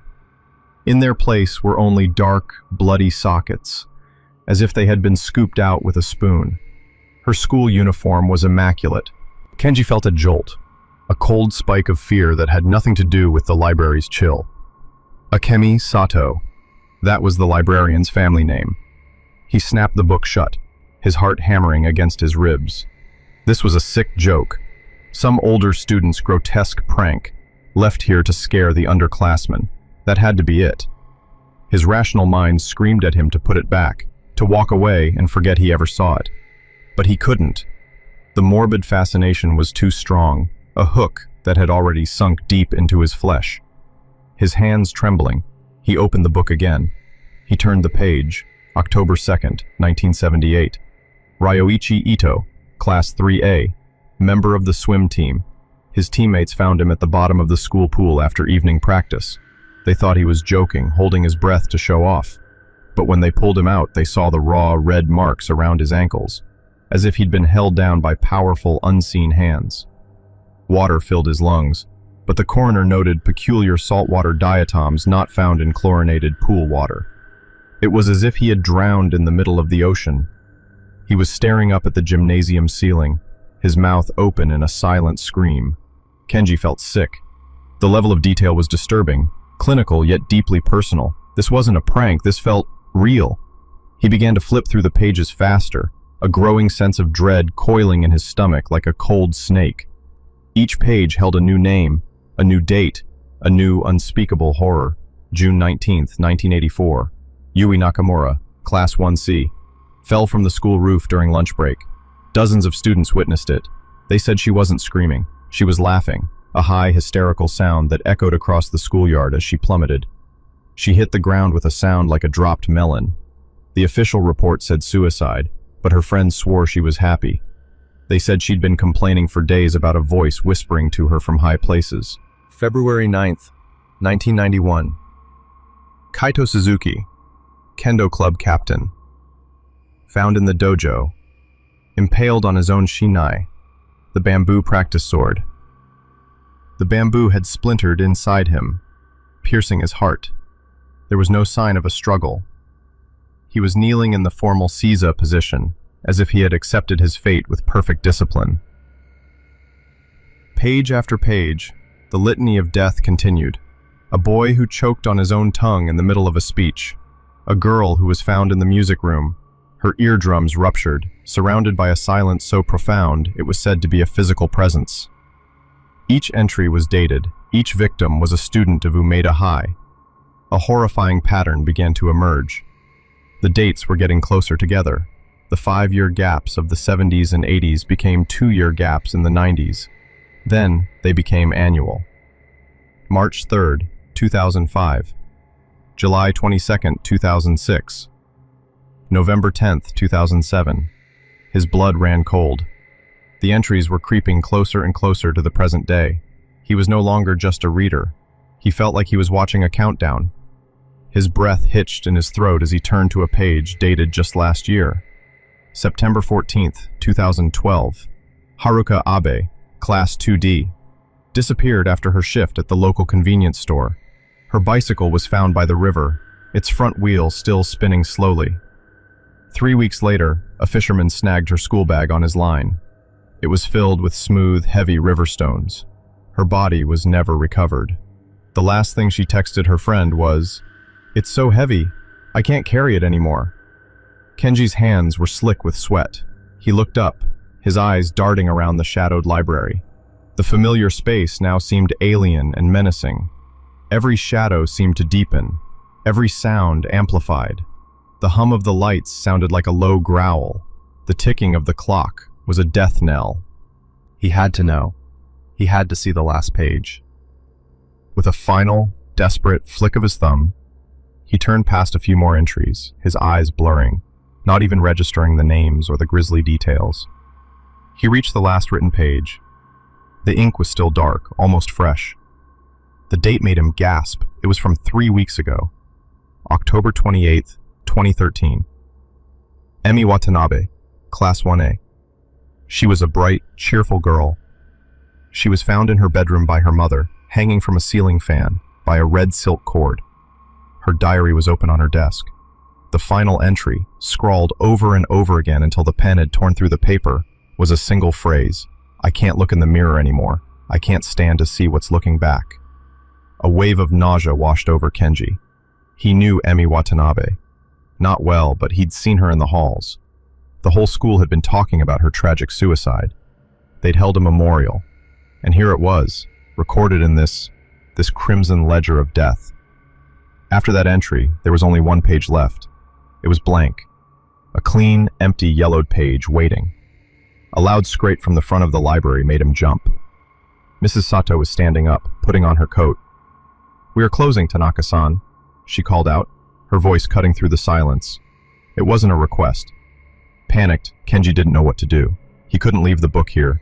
He couldn't let anyone else find it. And a dark, selfish part of him needed to keep it. He needed to understand. In a move that would seal his fate, he slipped the crimson book into his school bag, between his history textbook and his notebook. He walked to the front desk, his legs feeling like lead. "Working hard, Tanaka-san," Miss Sato said. It wasn't a compliment. Her dark eyes seemed to pierce right through him, right into his bag. For a terrifying second, he thought she knew. "The exams are a crucible," she continued, her voice a dry rasp. "They burn away the non-essential. Be careful you do not burn away yourself." Kenji just bowed his head, unable to meet her gaze. "Good night, Sato-sensei." He practically fled the library, bursting out into the cold, rainy night. The fresh air did little to clear his head. He felt tainted, as if the book in his bag was a cancerous growth, radiating a cold malevolence. That night, sleep offered no escape. It was a maelstrom of disjointed, terrifying nightmares. He was at the bottom of a swimming pool, his lungs on fire, salt water filling his mouth. He was standing on the school roof, a joyful, insane laugh bubbling up from his chest as the ground rushed up to meet him. He was in a dark room, fumbling for a light, his fingers brushing against a cold, still face, with empty, weeping sockets for eyes. He woke up screaming, drenched in a cold sweat, the name Akemi on his lips. The next day at school was a living hell. Kenji was a ghost. He couldn't focus on his lessons. The words of his teachers were a meaningless drone. Every ticking clock, every slammed locker, every peal of laughter in the hallway made him jump. He felt watched. He kept glancing over his shoulder, expecting to see a pale face with no eyes, a boy with waterlogged skin, a girl with a broken neck. His best friend, Hiroshi, noticed immediately. Hiroshi was everything Kenji wasn't: loud, cheerful, and blissfully unconcerned with academics. "Kenji, you look like you've seen a ghost," Hiroshi said, clapping him on the back at lunch. Kenji flinched away. "I'm fine, just tired, studying." "You're always studying, man, but you've never looked like this," Hiroshi insisted, his brow furrowed with genuine concern. "You're pale. You didn't touch your bento. What's going on?" How could he explain? "I found a cursed book in the library that chronicles every secret death at this school for the past 40 years, and I think I'm next." He would be laughed at, or worse, carted off to a mental hospital. "Leave it alone, Hiroshi," Kenji snapped, his voice harsher than he intended. Hiroshi recoiled, hurt. "Fine, be that way." Kenji was isolating himself, pushing away the only person who might have been able to help him. The book was already working its poison into his life. That afternoon, he couldn't resist. He locked himself in a bathroom stall, his heart pounding, and pulled out the crimson ledger. He had to prove it was real. He had to know for sure. He flipped to the 1984 entry, Yui Nakamura, the girl who fell from the roof. After school, he went back to the library. This time, he didn't go to the archives. He went to the yearbooks. Mrs. Sato watched him from her desk, her expression unreadable.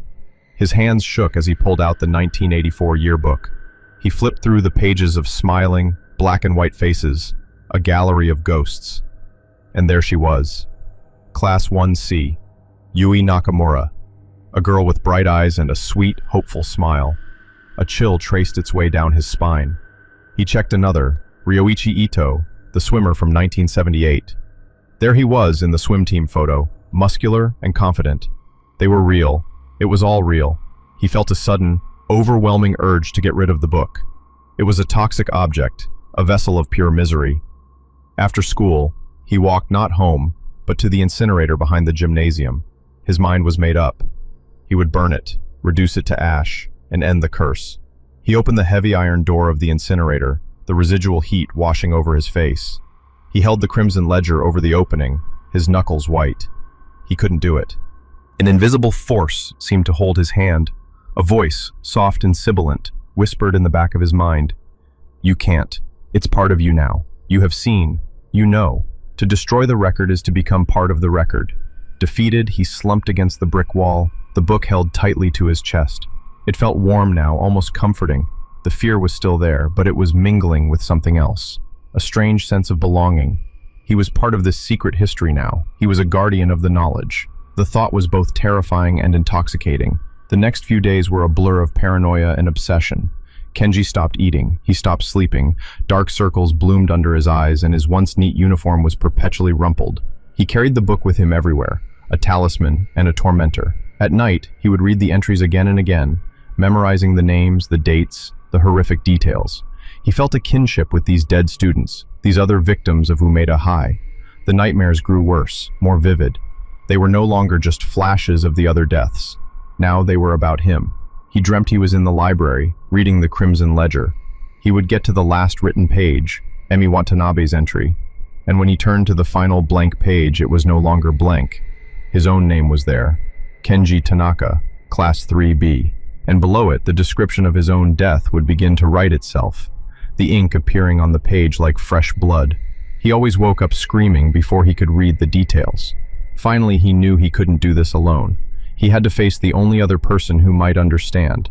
He had to talk to Mrs. Sato. He waited until the library was empty again, just as it had been on the night he found the book. He approached her desk, the Crimson Ledger clutched in his sweaty hands. He placed it on the polished wood between them. Mrs. Sato looked from the book to Kenji's haggard face. There was no surprise in her eyes, only a deep, ancient sadness. So, she said, her voice a low whisper, it has chosen another. You know what this is, Kenji breathed, his voice trembling. I know what it is, she confirmed.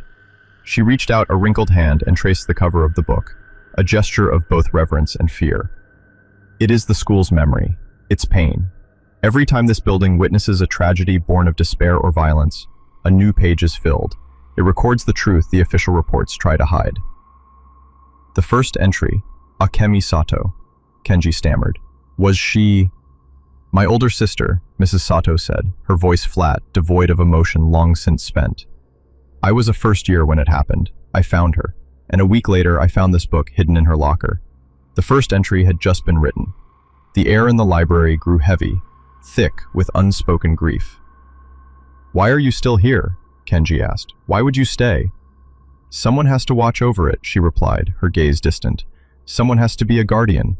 I have spent my life trying to keep it hidden, to keep it from falling into the hands of students, but it has a will of its own. It wants to be found. It needs to be read.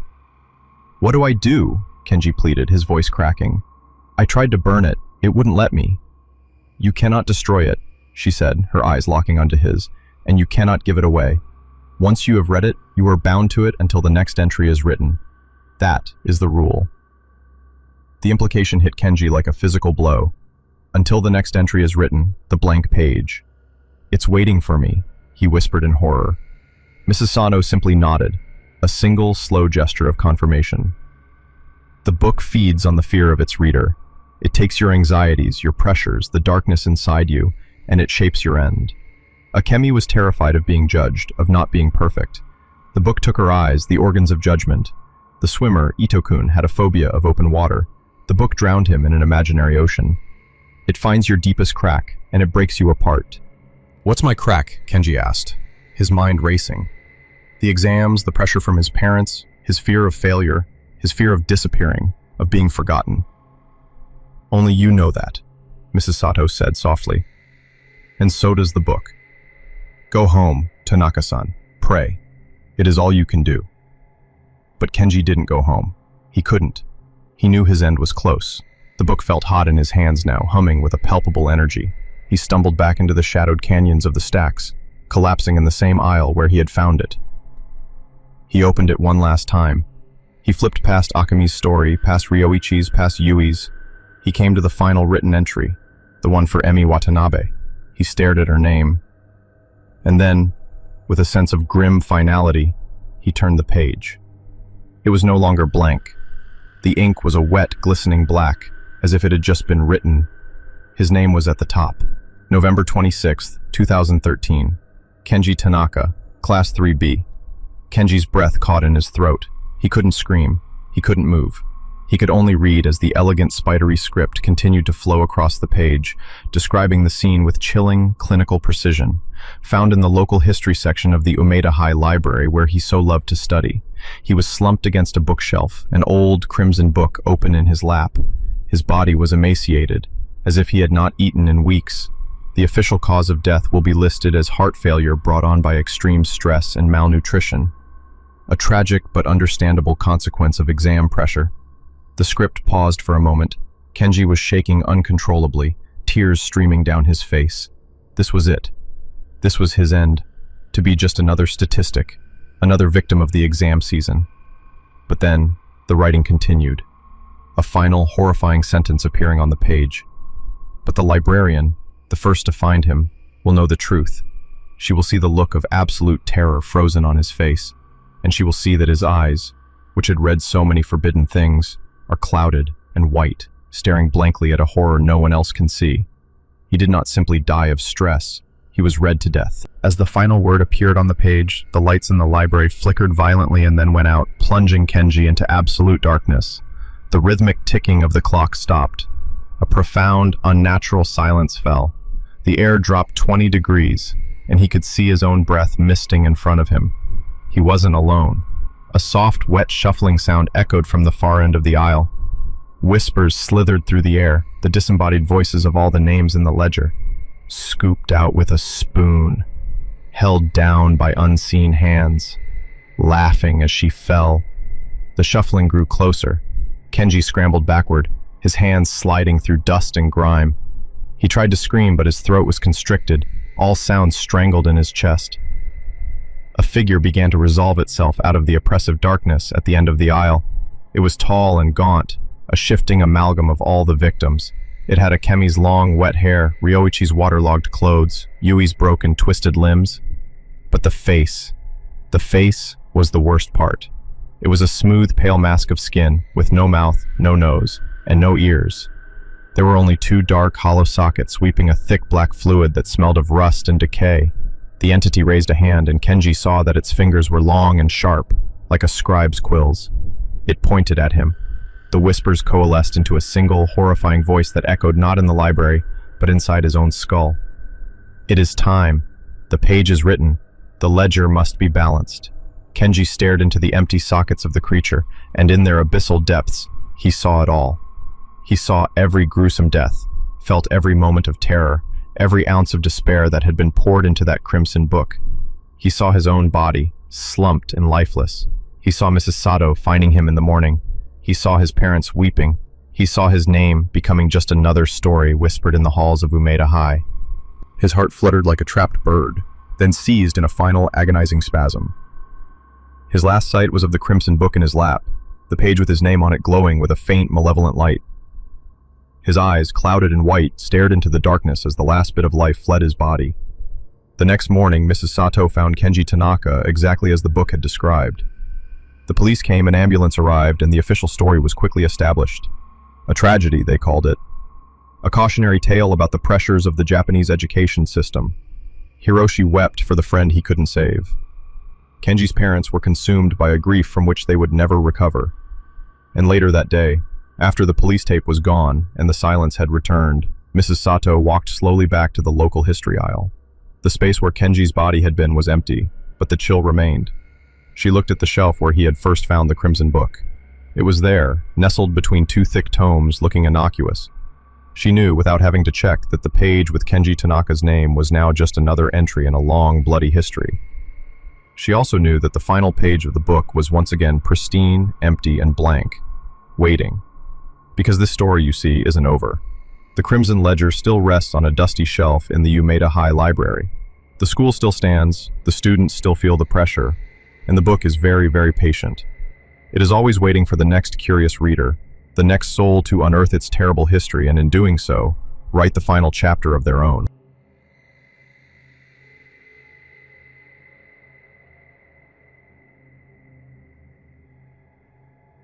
Story: The Man in the Mirror. An account of the third-floor restroom at the Tenma Theater. This isn't the kind of story that begins with a dark and stormy night. It doesn't need the cliché of thunder and lightning to curdle your blood. The most profound horrors, the ones that tattoo themselves onto the back of your eyelids and visit you in the quiet moments before sleep, often begin in the most mundane of settings. They bloom in the silence of an empty hallway, in the low hum of a fluorescent light, in the simple everyday act of looking at your own reflection. This story, as it was pieced together from a terrified testimony and the hushed, fearful whispers that followed, begins with a young man named Leo. Leo wasn't from Osaka. He was an American, a film studies major from California, on a year-long exchange program at Kansai University. He had a romanticized vision of Japan, fueled by the films of Kurosawa and Ozu, a land of serene temples, neon-drenched cityscapes, and a profound, quiet dignity. To fund his modest life in a tiny apartment and his growing obsession with vintage camera lenses, he took a part-time job at the one place that felt like a bridge between his dreams and his reality, the Grand Tenma Theater. The Tenma wasn't a modern multiplex. It was a relic, a glorious, decaying dowager from the Showa era. Built in the 1950s, it stood in a quieter, older part of the city, a stark contrast to the gleaming towers of Umeda. Its cavernous main hall was draped in heavy, wine-red velvet curtains that smelled of dust and a century of human emotion. The seats, though reupholstered, still creaked with the ghosts of audiences past. Gilded plasterwork, now chipped and faded, crawled up the walls toward a ceiling that had witnessed laughter, tears, and applause for over 70 years. For Leo, it was heaven. He was an usher, a ticket taker, a concession stand worker, whatever was needed. He loved the weight of the old brass ticket terror in his hand, the flicker of the projector beam cutting through the darkness, the hushed anticipation of the crowd just before the opening credits. He loved the backstage labyrinth of narrow corridors, cluttered with forgotten props and faded movie posters, advertising films whose stars were long dead. The theater had a soul, and Leo felt a deep connection to it. But every old building has its stories, and the Tenma had more than most. The rumors were subtle at first, traded in low voices by the other part-time staff, mostly local students. They spoke of cold spots in the projection booth, of the sound of a single person clapping from an empty balcony, of whispers heard in the dressing rooms when everyone had gone home. Leo, a product of Western rationalism, dismissed it all as charming folklore, the kind of ghost stories that naturally cling to old atmospheric places. There was one story, however, that was spoken of with a different kind of gravity. It was a warning, disguised as a joke. "Hey, Leo-kun," a senior coworker named Yui had said to him one night as they were closing up. She was wiping down the glass of the candy counter. "If you ever need to use the restroom late at night, just use the one on the first floor, the staff one." "Why?" Leo asked, bagging up the unsold popcorn. "The one on the second floor is closer to the main hall." Yui paused, her hand hovering over the glass. "The plumbing on the upper floors is unreliable, especially the third floor. Just stay away from that one. It's bad luck." The way she said bad luck, engi ga warui, carried a weight that the English translation couldn't capture. It wasn't about inconvenience. It was about a palpable, negative energy. Leo noticed the other young employee, Kenji, stop his sweeping and look away, a flicker of discomfort on his face. "Right, bad plumbing.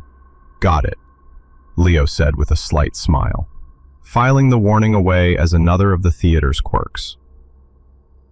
The third floor of the Tenma was rarely used by the public anymore. It housed a smaller, secondary screening room that was now reserved for private events or the occasional classic film festival. Most of the time, it was a ghost level, a repository for things the theater didn't know what to do with. Stacks of old film canisters rusted in corners, their celluloid contents slowly turning to vinegar. Mannequins from old lobby displays stood in silent, disconcerting groups, draped in dusty cloths. The air up there was different, still, cold, and heavy, with the smell of decay and forgotten things. Leo's fateful encounter with the third floor began on a sweltering Tuesday night in late August. It was Obon, the Festival of the Dead, a time when it said the spirits of ancestors returned to visit their families. The city was quieter, the air thick and humid. The theater had held a special late-night screening of a classic samurai epic, and it had been a full house. By the time the last patron had left and the cleanup was done, it was well past 1 a.m. The manager, a stern older man named Mr. Sato, had asked Leo to do one final task. "Leo-san, we have that film historian coming tomorrow. I need you to go to the third-floor storage room and pull the original posters for the 54 Godzilla series. They should be in the flat file cabinet against the back wall." "The third floor?" Leo asked, a faint echo of Yui's warning tickling his mind. "Yes, the elevator is switched off for the night to save power. You'll have to take the stairs. Just be quick about it. The files are labeled." Mr. Sato was a man of few words and no nonsense. He handed Leo a heavy ring of old iron keys. "Lock up when you're done." With a sigh, Leo headed for the grand staircase in the main lobby. The cleaning crew had finished, and most of the lights were off. Only a few dim safety lights cast long, distorted shadows that danced like specters in his peripheral vision. The familiar, comforting sounds of the theater, the hum of the refrigerators, the distant traffic, were gone. All he could hear was the soft scuff of his own sneakers on the marble floor. The air grew colder with each flight of stairs. The first floor was cool. The second was noticeably chilly. By the time he reached the third-floor landing, the humidity of the Osaka summer night felt a million miles away. It was unnaturally cold, a deep, penetrating chill that had nothing to do with air conditioning. He fumbled with the keys, the rattling sound echoing loudly in the oppressive silence. The lock on the third-floor door was stiff and ancient. It finally gave way with a loud, groaning clunk. The corridor stretched before him, lit by a single flickering fluorescent bulb at the far end that bathed everything in a sickly, buzzing, greenish-white light. The rows of closed doors on either side looked like sleeping mouths. His footsteps, which had been soft on the marble, now seemed to boom on the worn linoleum tiles. He found the storage room and, after another battle with a rusty lock, pushed the heavy door open. The room smelled of paper and dust. He located the cabinet and began the tedious task of sifting through the massive posters, their paper dry and brittle. As he worked, he became aware of a sound, a faint rhythmic noise. Drip, drip, drip. It was the sound of water, slow, steady, and close. He tried to ignore it, focusing on the beautiful, iconic artwork of a rampaging monster, but the sound was insistent. It was a tiny pinprick in the vast silence, and his mind couldn't help but latch onto it. It seemed to be coming from just down the hall. After finally locating the correct posters and carefully rolling them, he stepped back out into the corridor. The dripping was louder now. He glanced down the hall. The flickering light was directly above a door marked with the universal symbols for men and women. The restroom. Yui's bad plumbing warning came back to him. That must be it, he thought, a simple explanation to calm his fraying nerves. But then another sensation washed over him. It was a sudden, urgent need to urinate. It was so abrupt and powerful it was almost painful. One moment he was fine, the next his bladder was screaming for relief. It was illogical, a bizarre physiological response to the environment. "Just use the staff one downstairs," a voice in his head, sounding suspiciously like Yui, pleaded. But the thought of the long, dark walk back down 2 flights of stairs and then back up again felt monumental. The restroom was right there. The door was slightly ajar. What was the harm? It was just an old toilet, probably a leaky one. He was being ridiculous, spooked by an empty building. "Screw it," he muttered aloud, his voice sounding small and thin in the hallway. He pushed the men's room door open. It swung inward with a low, drawn-out creak. The room was exactly what you'd expect from a disused facility in an old building. The white hexagonal tiles on the floor were cracked and stained with rust-colored grime. There were 3 stalls on the left, their green-painted wooden doors chipped and covered in decades of carved graffiti. On the right was a long, porcelain trough-style urinal and a row of 3 sinks. Above the sinks, a single massive mirror covered most of the wall. It was old, the silvering beginning to flake and blacken around the edges, creating a dark, smoky vignette. Only one light worked, a bare bulb above the mirror, casting a harsh yellow glare that left the corners of the room in deep shadow. The dripping sound was coming from the faucet of the far left sink. Drip, drip, drip. It landed in the stained basin with a hollow plink. Leo used one of the stalls, the silence broken only by the creak of the door and the incessant dripping. The back of the stall door was strangely clean compared to the others, except for one thing: a single heavy-duty brass hook screwed into the wood at the top, far higher than one would normally be. It was thick and curved, almost like a gaff hook for fishing, an odd fixture for a bathroom stall. He finished and stepped out, the feeling of being watched now so intense it was a physical pressure on the back of his neck. The room felt even colder than the hallway. He could see his breath misting in the yellow light. This was wrong. Every instinct screamed at him to leave. Get out now. But the habits of a lifetime are hard to break. You use a restroom, you wash your hands. It's automatic. Fighting against the rising tide of panic in his chest, Leo walked to the middle sink, the one directly under the light. He turned the cold water knob. The pipes shuddered and groaned, then spat out a stream of rust-colored water that slowly, grudgingly ran clear. He lathered his hands with the sliver of soap from the dispenser and began to wash, his eyes downcast, focused on the water swirling down the drain. The dripping from the other faucet continued its maddening rhythm. Drip, drip. He rinsed his hands, the icy water making his fingers ache. He reached for the paper towel dispenser. It was empty. Of course it was. With a sigh, he shook the excess water from his hands and finally, reluctantly, lifted his head to look in the mirror. And there he was, his reflection. A young man with dark, slightly messy hair, wide, frightened eyes, and a pale face. The cheap t-shirt of his theater uniform. Everything was as it should be. The reflection was a perfect mirror image of himself. He let out a breath he didn't realize he'd been holding. A small, nervous laugh escaped his lips. See? Just an old creepy bathroom, nothing more. He felt foolish. He watched his reflection laugh with him, the movement perfectly synchronized. He ran a hand through his damp hair, and his reflection did the same. He was about to turn and leave, the fear finally receding, when he noticed something. It was subtle, so subtle he was sure he was imagining it. In the mirror, the corner of his reflection's mouth seemed to be turned up, just slightly, a faint, almost imperceptible smirk that wasn't on his own face. He froze, his heart slamming against his ribs like a trapped bird. He stared unblinking into the eyes of the man in the mirror. His own face in reality was a mask of growing terror. His mouth was a thin, tight line, but the reflection was still smirking. Time seemed to warp, stretching and slowing. The dripping faucet became the only sound in the universe, a torturous metronome counting down to some unspeakable event. Leo stood paralyzed, locked in a staring contest with himself. He tried to rationalize. It was the old, warped glass. It was the flickering light playing tricks on his eyes. It had to be. He decided to test it. With a trembling hand, he raised his right arm. Slowly, deliberately. He watched his reflection.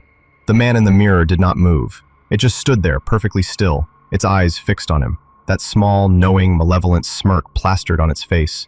The face was his, but the intelligence behind the eyes was not. It was ancient, predatory, and filled with a chilling amusement. A scream built in Leo's throat, but it died as a strangled gasp. He couldn't breathe. His legs felt like they were cast in lead. He was rooted to the spot, a fly caught in a spider's web. And then, the reflection moved. It wasn't mirroring him. It acted on its own. Slowly, with an unnatural fluidity, the reflection raised its own right hand. But instead of just raising it, it pointed. Its long, pale finger was aimed not at Leo, but past him, towards the stalls. Specifically towards the last stall on the end, the one with the clean door and the strange, high brass hook. Leo's blood ran cold. He didn't dare turn to look. He couldn't break his gaze from the horrifying puppet master in the mirror. The reflection's smirk widened. It stretched its mouth into a grotesque, impossibly wide grin that split its face from ear to ear. It was a silent, screaming rictus of pure madness. The eyes, his eyes, became black, empty pits, voids of despair and hatred. The face in the mirror began to subtly change, the features sharpening, the skin tightening over the bones, becoming gaunt and corpse-like. It was still Leo's face, but a version of him that had been dead for a very long time. Then the reflection did one last thing. It brought its other hand up to its neck, and with 2 fingers, it made a sharp upward yanking motion, a pantomime of a rope pulling tight. That was what broke the spell. The scream that had been trapped in his chest finally tore itself free, a raw, animal sound of pure terror. Leo shoved himself backward, stumbling away from the sink.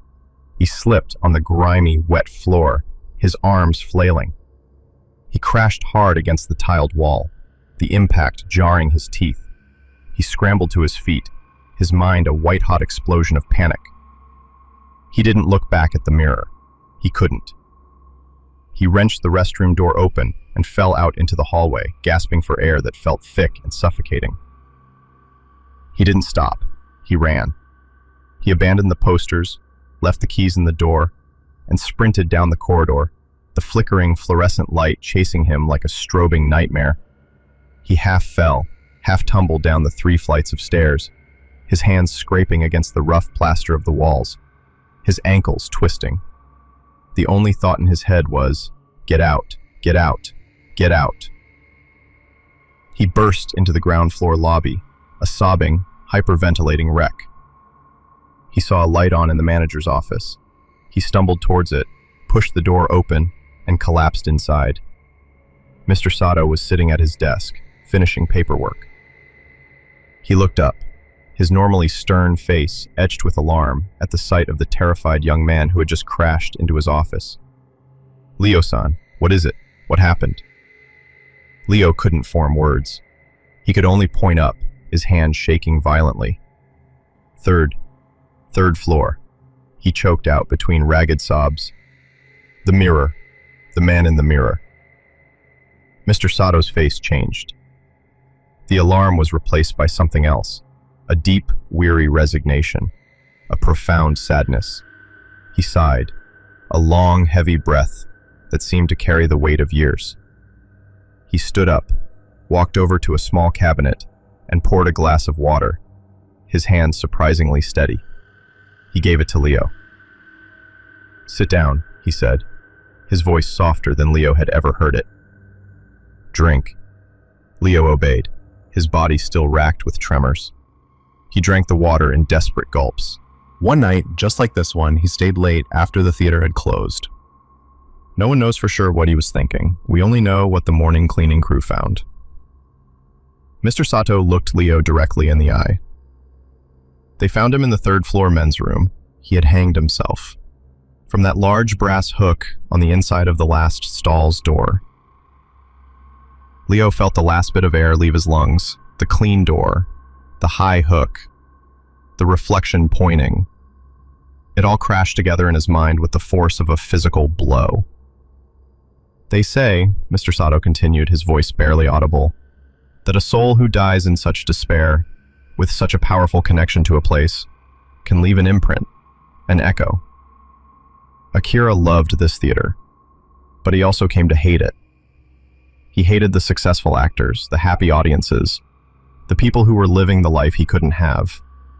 He is trapped here, a ghost, a yurei, consumed by jealousy and rage.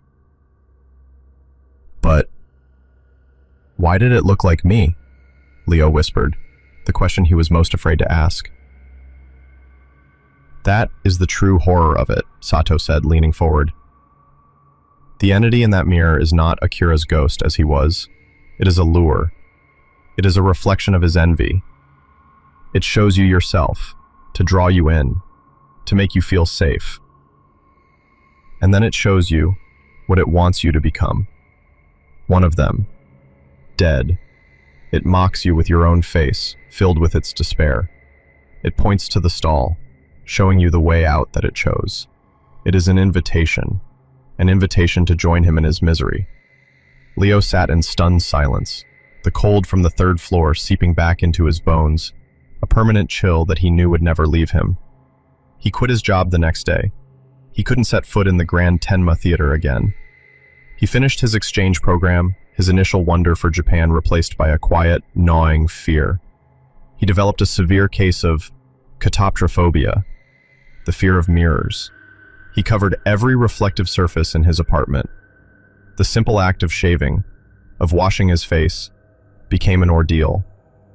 He could never again look at his own reflection without a jolt of panic, without searching the eyes for a sign of that sinister, independent intelligence. Years have passed. Leo's back in America. He's a teacher now, living a quiet life in a small town. He tells himself the ocean between him and Osaka is enough to keep him safe. He tells himself it was a hallucination, a waking nightmare brought on by stress, and the suggestive power of a spooky old building. But sometimes, on a quiet night, when he's walking past a darkened storefront, he'll catch a glimpse of his reflection in the glass. And for a fraction of a second, just before he tears his eyes away, he sees it. The corner of the mouth, turned up in a familiar, knowing, and utterly malevolent smirk. Because the most terrifying part of this true story is the final unanswered question. When you stare into the abyss and see your own face smiling back, did you really ever escape? Or did a part of it escape with you?